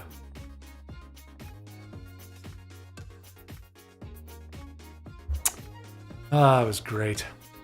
Yeah, the first issue was in November 26th, 2002. 20 years ago, almost. I remember getting it, too. Did I rant about streaming services? I mean, it's no worse than cable TV. It's all overpriced, and you're you're talking about a bunch of the sleaziest people alive, basically exploiting working actors and actresses and talent from like key grips to directors. Awful. Hollywood is a cesspit.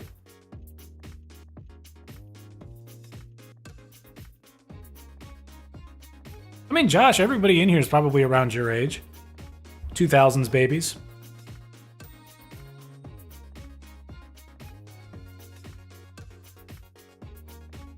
I mean, if you were born in 2003, you're what, 18?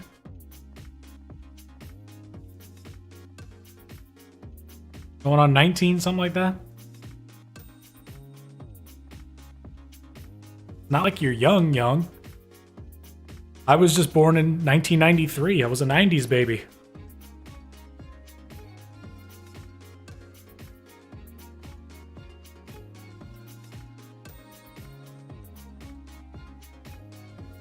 I didn't get my first cell phone until, Jesus, 2006, 2007? I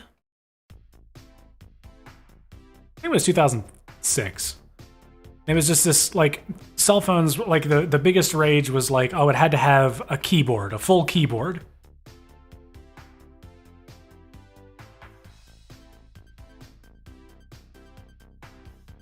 Well, don't go sharing details about your family.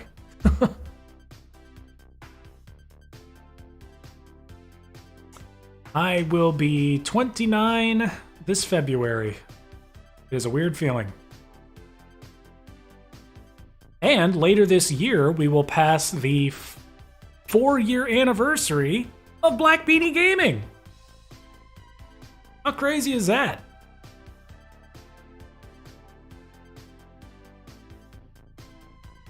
Granted, I didn't start, you know...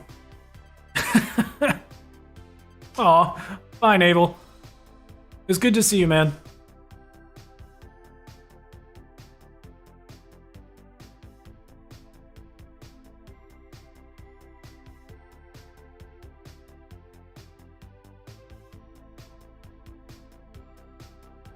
What will I do at 30? Probably nothing.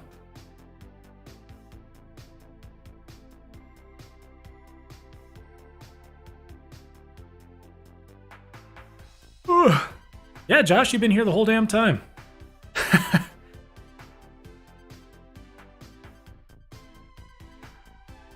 I remember, like, my first couple of videos, I've only got a handful of them. I don't even know if I have any that are still from 2018. Let me look. Gracious.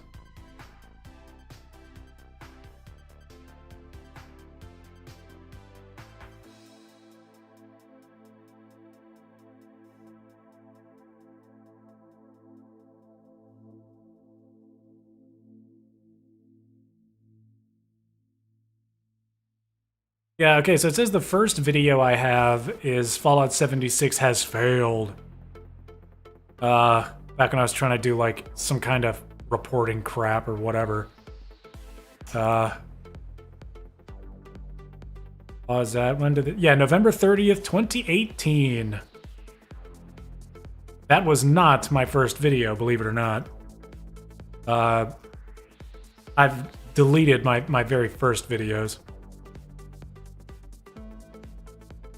Yeah, man, 11,000. I just made a face at the camera as if you guys could see me, and you clearly cannot. Like, it's still set up on top of my monitor, it's just not plugged in. Gotta figure out what's going on with it, man. Frustrating.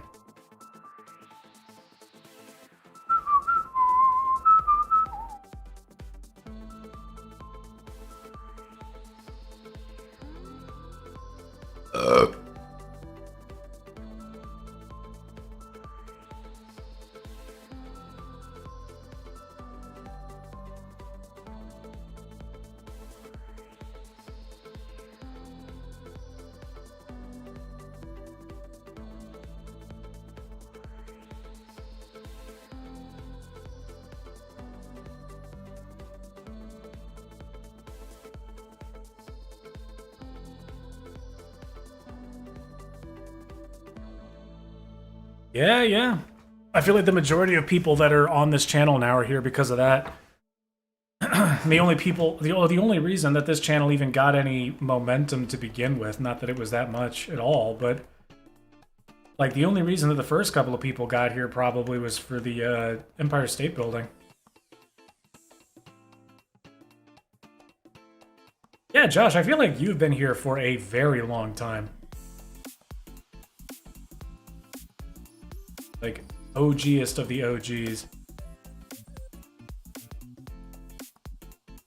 Like, I remember that first streaming series I did, was it the Grand Central Station or whatever? Like, you were already part of the channel before I did that.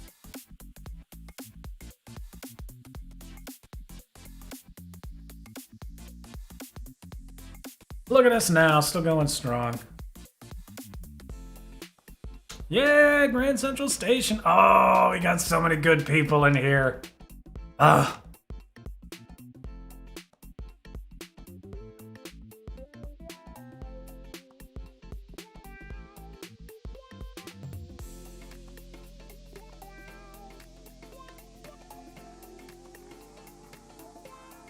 Yeah.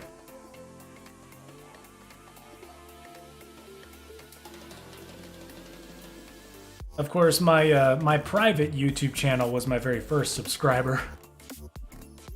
And then a couple of other friends that I knew. They was among the first. Like, if you guys ever see Geno Breaker on here, he was like my second ever subscriber. First real subscriber for sure.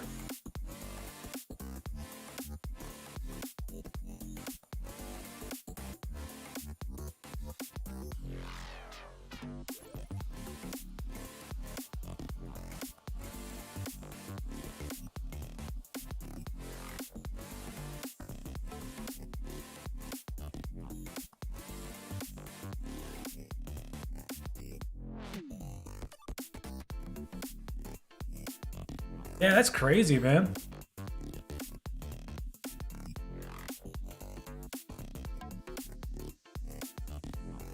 Like, for as long as I do YouTube, like, you guys get to carry that with you for, like... Oh, I know, I can't believe it was so long ago. No, like, don't forget that, guys. You know, like, if this channel ever becomes anything more than it currently is, like, you guys were among the first. And, like, a bunch of people will come and go. And if people join, or if it just gets too crowded and I can't, like, remember people's names or anything like that, like, there's that first group from those first couple streams, like, I'm gonna remember you guys for a very long time. Among.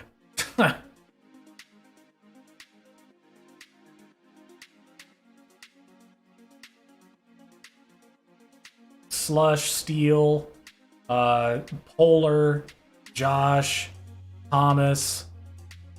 Oh, what was his name? Luke. Colin.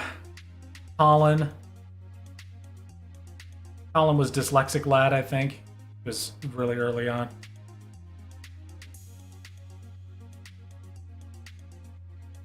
Yeah, that was the one that convinced me that I should keep doing YouTube. Empire State Time-Lapse. I remember I made that just on a whim, because, like, everything I was doing was getting, like, 8 views. 7 of which were from me, like, rewatching it in order to check for mistakes. And just hating the quality. But yeah, once I just remember, like, leaving it alone for a while. Lettuce, yes, him too. Also been here forever. But I just remember, like, leaving all that alone for a while, and for a couple months, and, like, just checking in, or, like, I got like a ping or something like that where it's like, congratulations, your first video to make over 100 views or something. And I was just like, oh wow, people really liked my Empire State time-lapse, cool. And I didn't really think anything of it. I was like, oh, 100's a good number. And then it got 1,000 views, and I was like, whoa, that's so many views, I can't believe it. And then once it passed 1,000 views, I was like, maybe I should make a tutorial, because, like, a lot of people were asking, like, hey, can you do a tutorial on this? It looks pretty cool. And I was like, all right, yeah, sure, I'll make a tutorial. And, yeah, here we are, making a Golden Gate Bridge that's, like, 1,500 and change blocks long.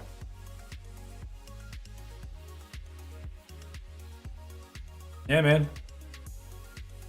Sitting here with... We only have one video that has over 1 million views, but we do have a video that has over 1 million views, and we should be very proud of that.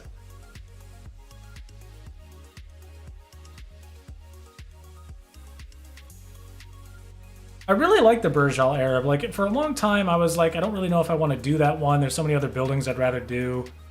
I don't know. I think it's growing on me. I'm a better builder now than I've ever been, so I definitely feel like I want to take a stab at it, at least.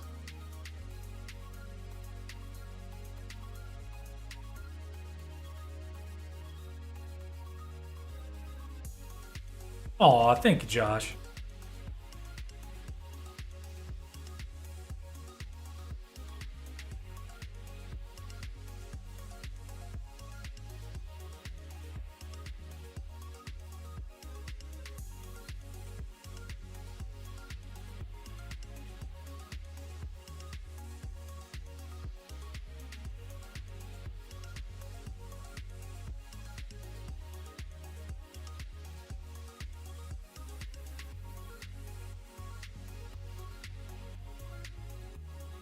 Well, I'm glad you learned some stuff.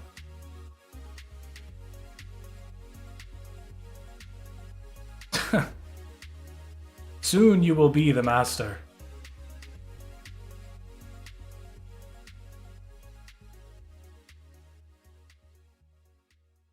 That's also been really cool, is seeing how you guys have all, like, for the people who've been here for a while, especially on the Discord, seeing you guys progress with, like, your Minecraft builds is always really cool.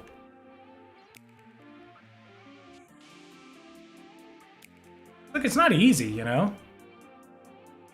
Like, obviously, like, none of this is easy. It's simple, but it's not easy.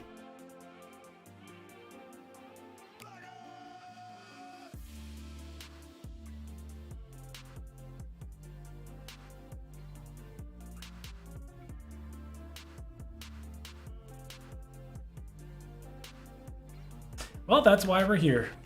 Don't you worry about designing anything. We'll take care of that for you.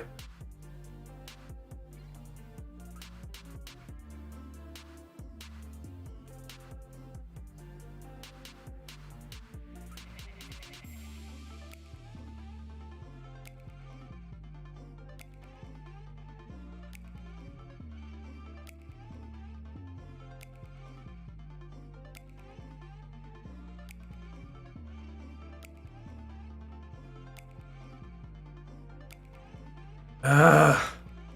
Balls. I mean, nuts.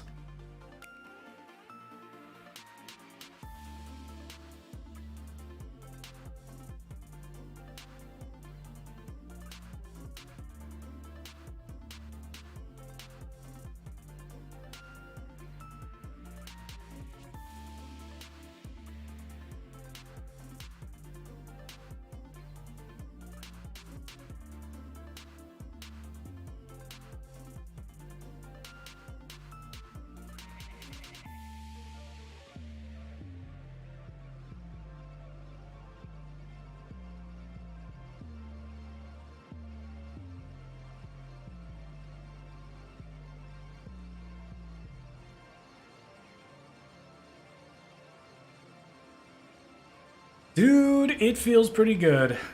Not gonna lie. Even though Burj Khalifa is definitely not the hardest tutorial I've ever designed or made or whatever.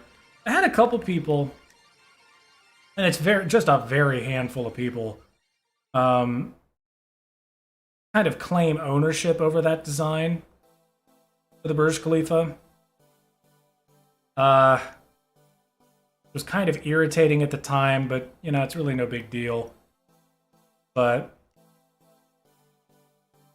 because we all know who actually designed it.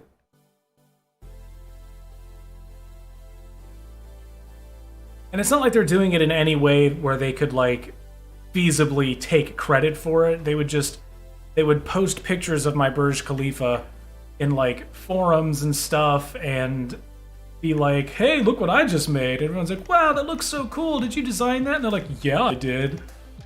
And I'm like squinting at it, and I'm like, yeah, I don't know about that. That looks pretty familiar. But it is what it is. Flattering.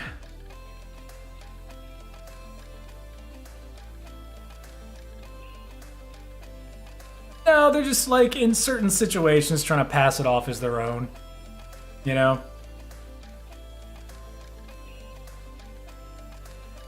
Like, so, okay, so every now and again, I will get, like, follows or likes or comments on social medias or on different accounts, and they'll have, like, Minecraft fan or builder or something in their name, and I'll go check out their page just to see what they've built. That sort of thing, just to check out who they are.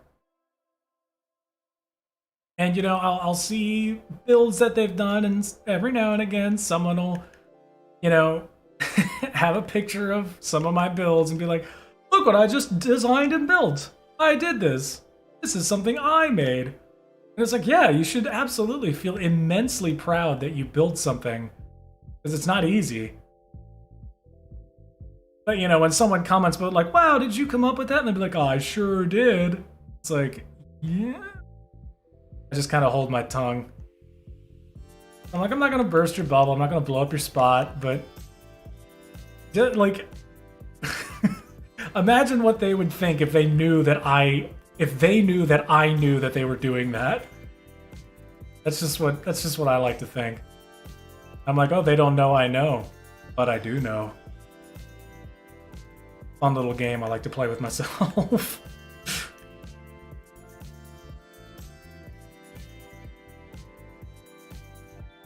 I did see it on like a Minecraft wiki page once, like in a sharing area.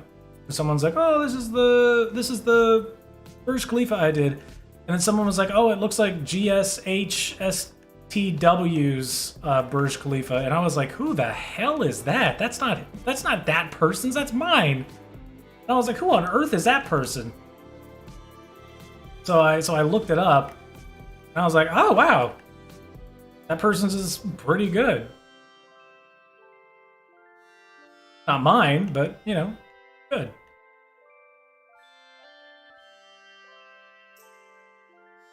But then I went and watched a bunch of their content, and they're also a pretty good builder. And of course, Juice is a good builder as well. Like, I can't even tell you how many times people were like, "Oh man, you should look up Juicy Taz's stuff, Juicy Taz. And I was like, okay, I did.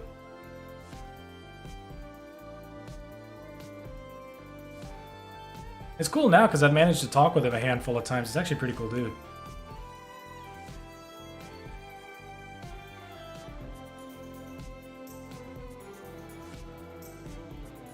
Watch his content from time to time.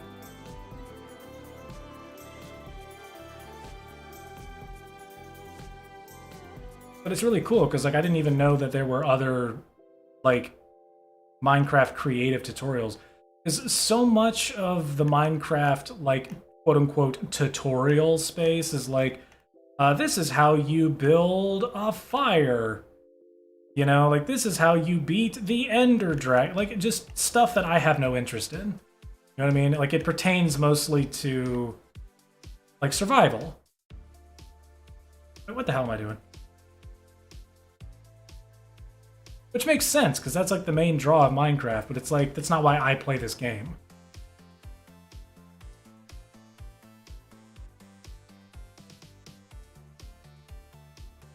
You mean like which year of this channel?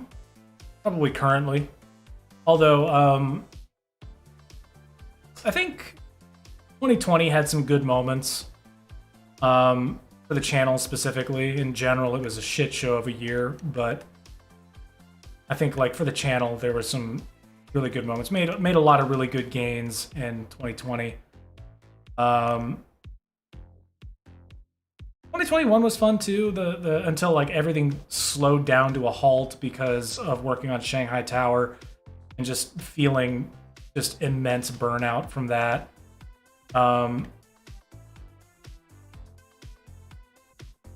But I think this year is going to be primed to be the best year for this channel, if I'm being entirely honest. I have a larger audience than we've ever had. I've got more ideas than I've ever had. I've got a better computer with the best components that I've ever had. I've got more materials, more... I don't know. Yeah, I'm just not a fan of the way that they make videos, and I'm not going to sit here and talk about, or I'm not going to sit here and claim that I'm a professional video editor by any means.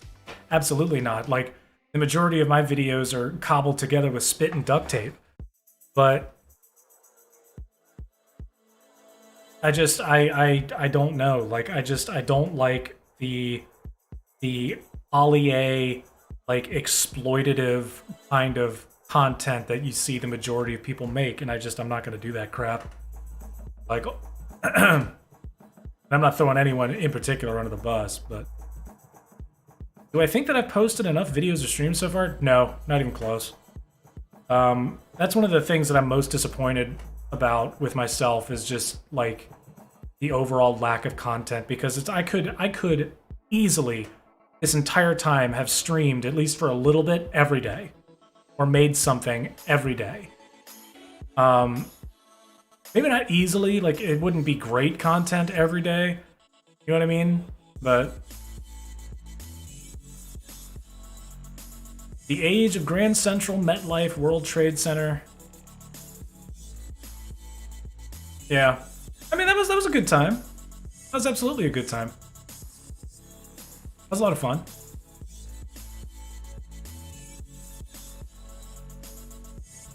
Grand Central, MetLife, World Trade Center. I mean, I feel like I definitely got some of the most viewership on that. For sure. But, I mean, I feel like I was riding that kind of wave right around there. Because I just started streaming.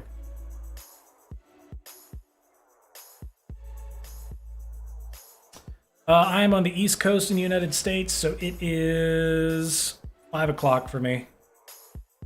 4:55.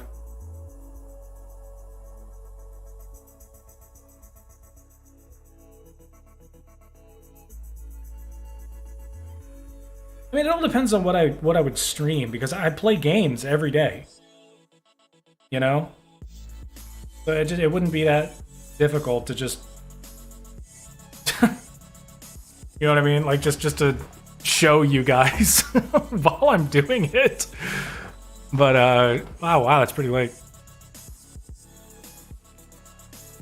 Well, I don't feel like the channel, like I feel like we've gotten a lot more subscribers since then, obviously, but I mean, when it comes to chat rate in streams, like I feel like it's been pretty consistent since then, where I mean, obviously, look, Slush, Josh, like, you guys are still here. Thomas is still here. Also, hold on. Bean, what do you think about the new world height with version 18.2? It's amazing. I absolutely love it. I wish it was taller, but I absolutely love it. I wish that the 0 coordinate was still the bottom. I don't like that it's like -60.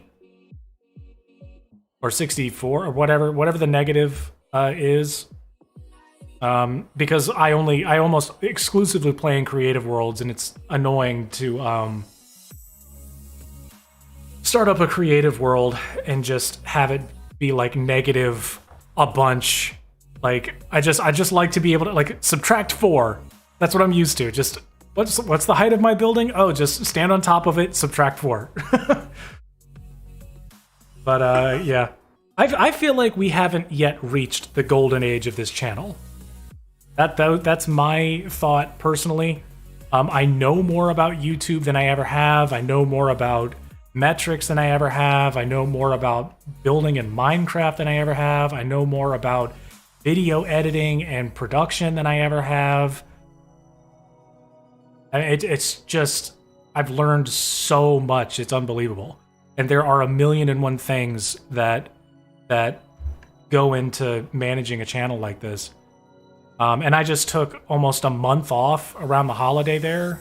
So I'm feeling fresh, man. I've spent this whole time just building a whole bunch of stuff. Yeah, the golden age is every day. That's how it is. As long as you guys are here, like, life is good. You know what I mean? Like, this channel dies when everyone gives up on it. And I think that's it. You know what I mean?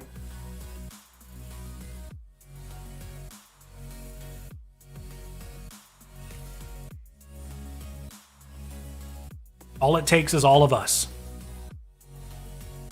Which is why, like, when it comes to the responsibility of production, I will always refer to it as me, myself, and I. But when it comes to the success of this channel, community, or like accomplishments, it's we. It'll always be we. We, us. Like, we reached 1 million views on Burj Khalifa. We reached 11,000 subscribers. I put out a video. I'm the one who has to host the streams, but we are the ones who accomplish all of this stuff. You know what I mean? Yeah, all 11,000, yeah. It's just, if you guys are consistent, I'll be consistent. If I'm consistent, you guys will be consistent. It's just how it works. You know what I mean? Our craft.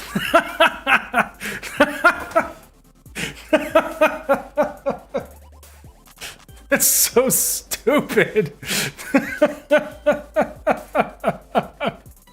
Not Minecraft, our craft. Da da da da da da da da da da da.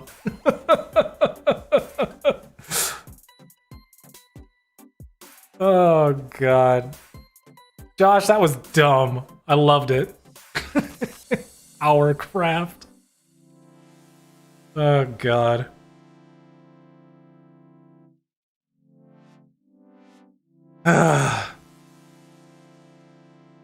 Exactly. All right, how long has it been? It's been 3 hours and 45 minutes exactly. All right, so what did we accomplish today? Let's recap. All right, I accomplished this, the tower. I did that yesterday, and the design for the deck, I accomplished. Get a little closer to it so you guys can actually see it. Basically just doing a bunch of math and designs. I did that over the last day or two. But what we accomplished today was getting the measurements right for the elevation of the deck and the length of the deck segments that would allow us to get the perfect taper. The bow, so to speak. Let me get back over to the 0 coordinate here, and we'll take a look at the bridge and profile.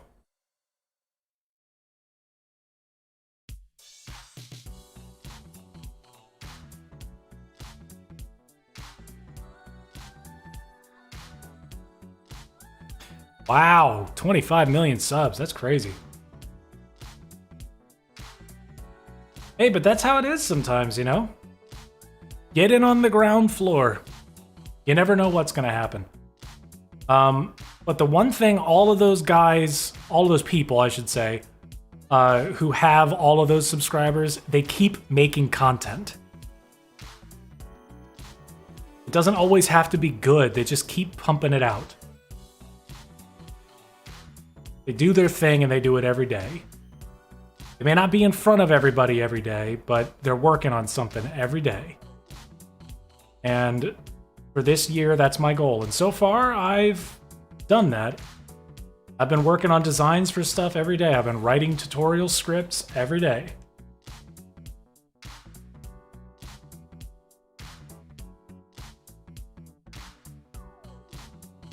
Bump this sucker up to 90.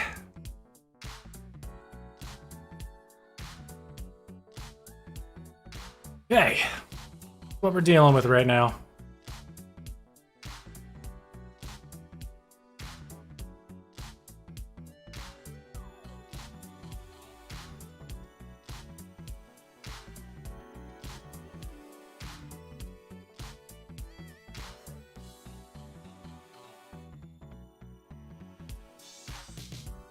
What is my render distance? I don't even know.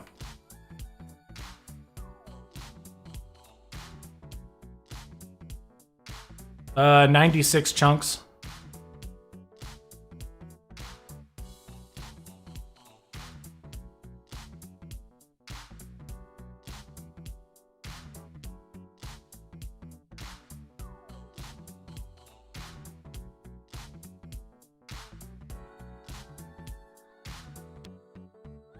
Oh yeah, I know. I mean, look, I've seen tons of YouTubers. Like, there are YouTubers that, like, I thought I discovered, you know what I mean? Since I've started being a YouTuber myself, who have hundreds of thousands of subs now. Like you guys may have heard of her, but Queen Tofu. I was like her 300th subscriber. She's got over 100,000 now. So I mean, it's you're not gonna stay sane comparing yourself to other people because they're not doing what you're doing, you know? Like, a lot of these people, they aren't the only person working on their YouTube channel. A lot of people, they're just the ones on air, so to speak. Yours can only go up to 16. That's fine.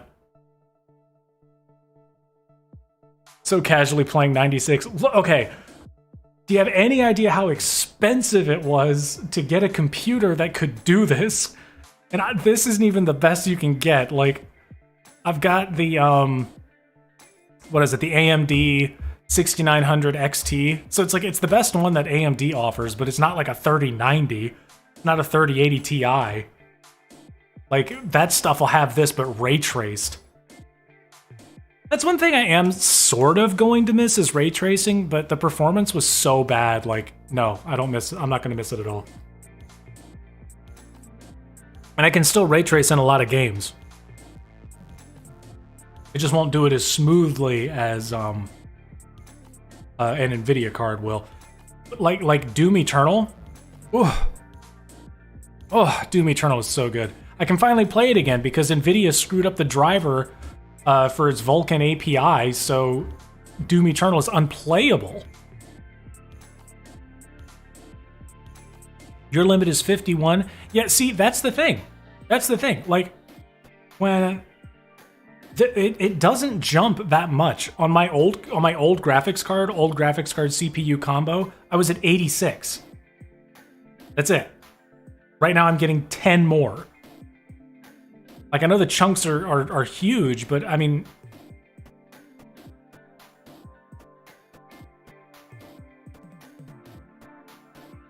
so it's like what I'm dealing with now is just a little bit more render distance, and I'm gonna need every inch of it because, like, this bridge is freaking gigantic. But anyways, to recap, we got the shape of the deck, we got the width, we got the depth, we got the bow correct, we got all those measurements done today, which is exactly what I wanted to get done. God, excuse me. In part 3, we are going to, I think, work on the tower, which will just be exactly the same as the tower over there. And then, what's the difference on video rendering times? Oh, God, you don't even know. Oh, it's so much better. It's so much better. Okay, so all right, some of you guys might know that I released a Try Not to Laugh. It was a Try Not to Laugh video, right? It was a Try Not to Laugh video like a couple of weeks ago.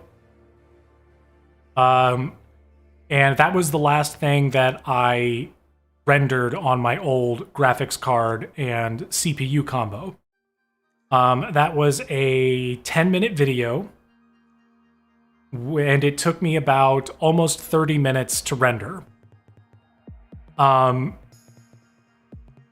Just to see how much faster my new CPU and new GPU were, I opened up the exact same file, made 0 changes, and just hit render again. That's all I did. I didn't change anything. I just opened it up and hit render. Export, export now, export everything. 10-minute video. Took it 5 minutes and 45 seconds to render it. So instead of taking a little bit more than double how long the video is to render it, I am now rendering faster than real time. And it's... I can't even explain to you. I mean, like...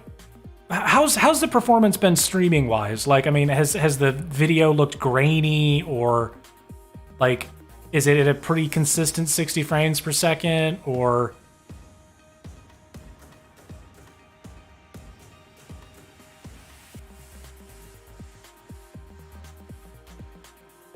like, you guys are gonna have to be the ones that let me know the quality of it.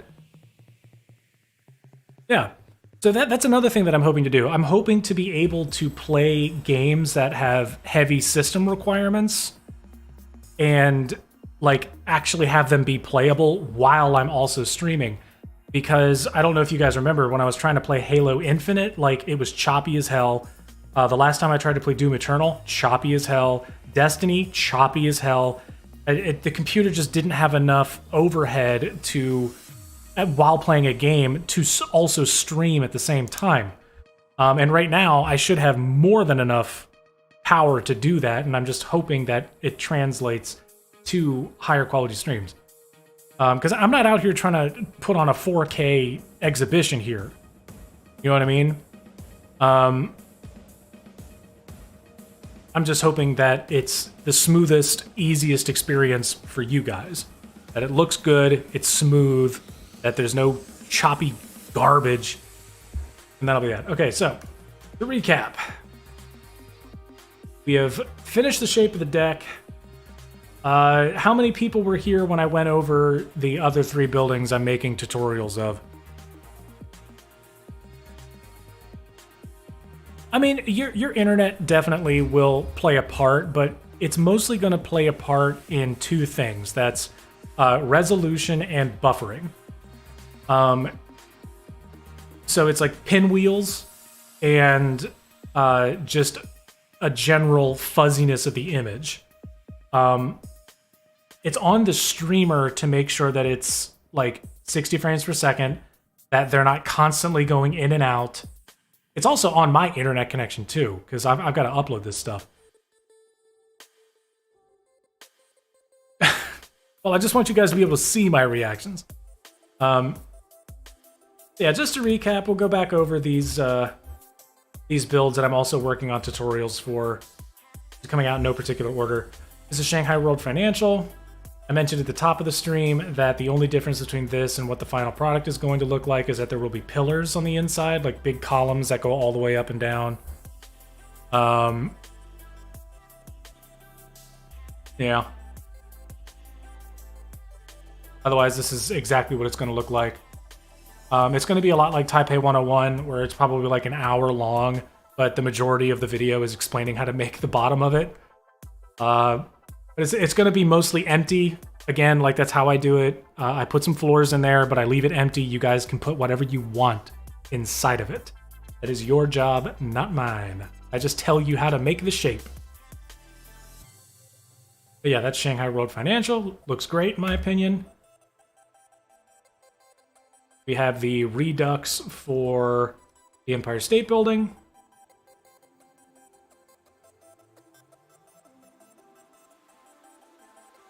That's the old one there for reference. This is the new one that will be the new tutorial.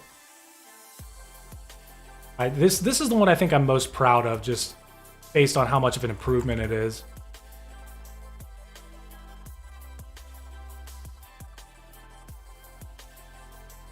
No, I don't use anything. I just place the blocks. The only thing that I've started to do now that I didn't used to do was fill commands with air to clear out. Like if I have to just delete something, and yeah,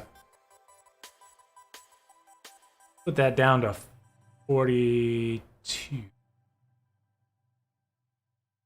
Yeah, love that.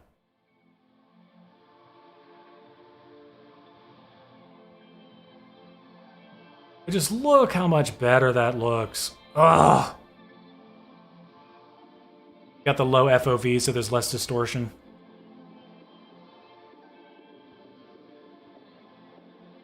Looks so much better. Like, I'm so happy with how it turned out.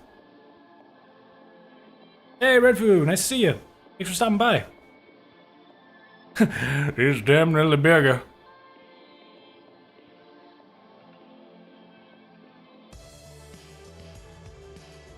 Oh god, connecting to 1,000 people at the same time. Ooh. You remember that one time, like, freakishly at random, we got,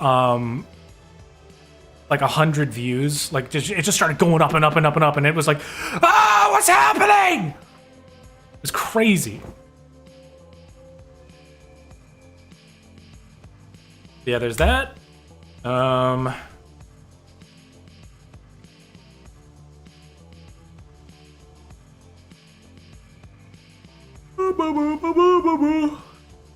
And then there's One World Trade Center Redux, which I'm also working on.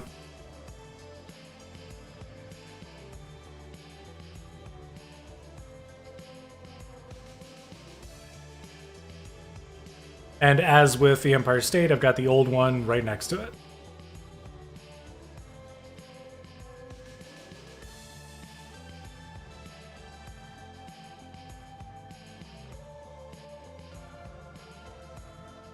I have to back up so far just to get it in the frame.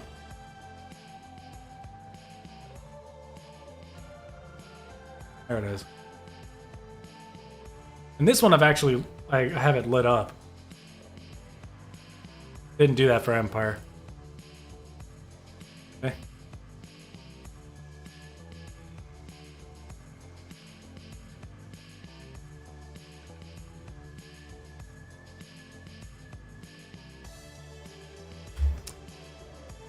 I think the base looks really cool lit up.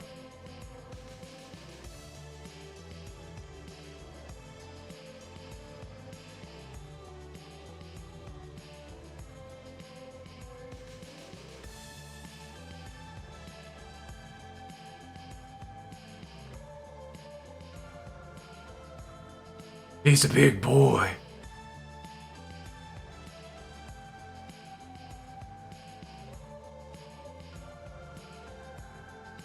Yep, that's what I'm working on. Once this batch of tutorials done, there will be more tutorials as always. Oh yeah, I'll keep the old ones up. Absolutely. I mean, the three most popular videos on my channel are Burj Khalifa, One World Trade Center, and Empire State. I'd be an idiot to get rid of those, you know? Anyways, guys, it's been exactly 4 hours and 45 seconds. So I am going to go ahead and hop off. Fingers crossed that my webcam problem gets fixed in the next couple of days.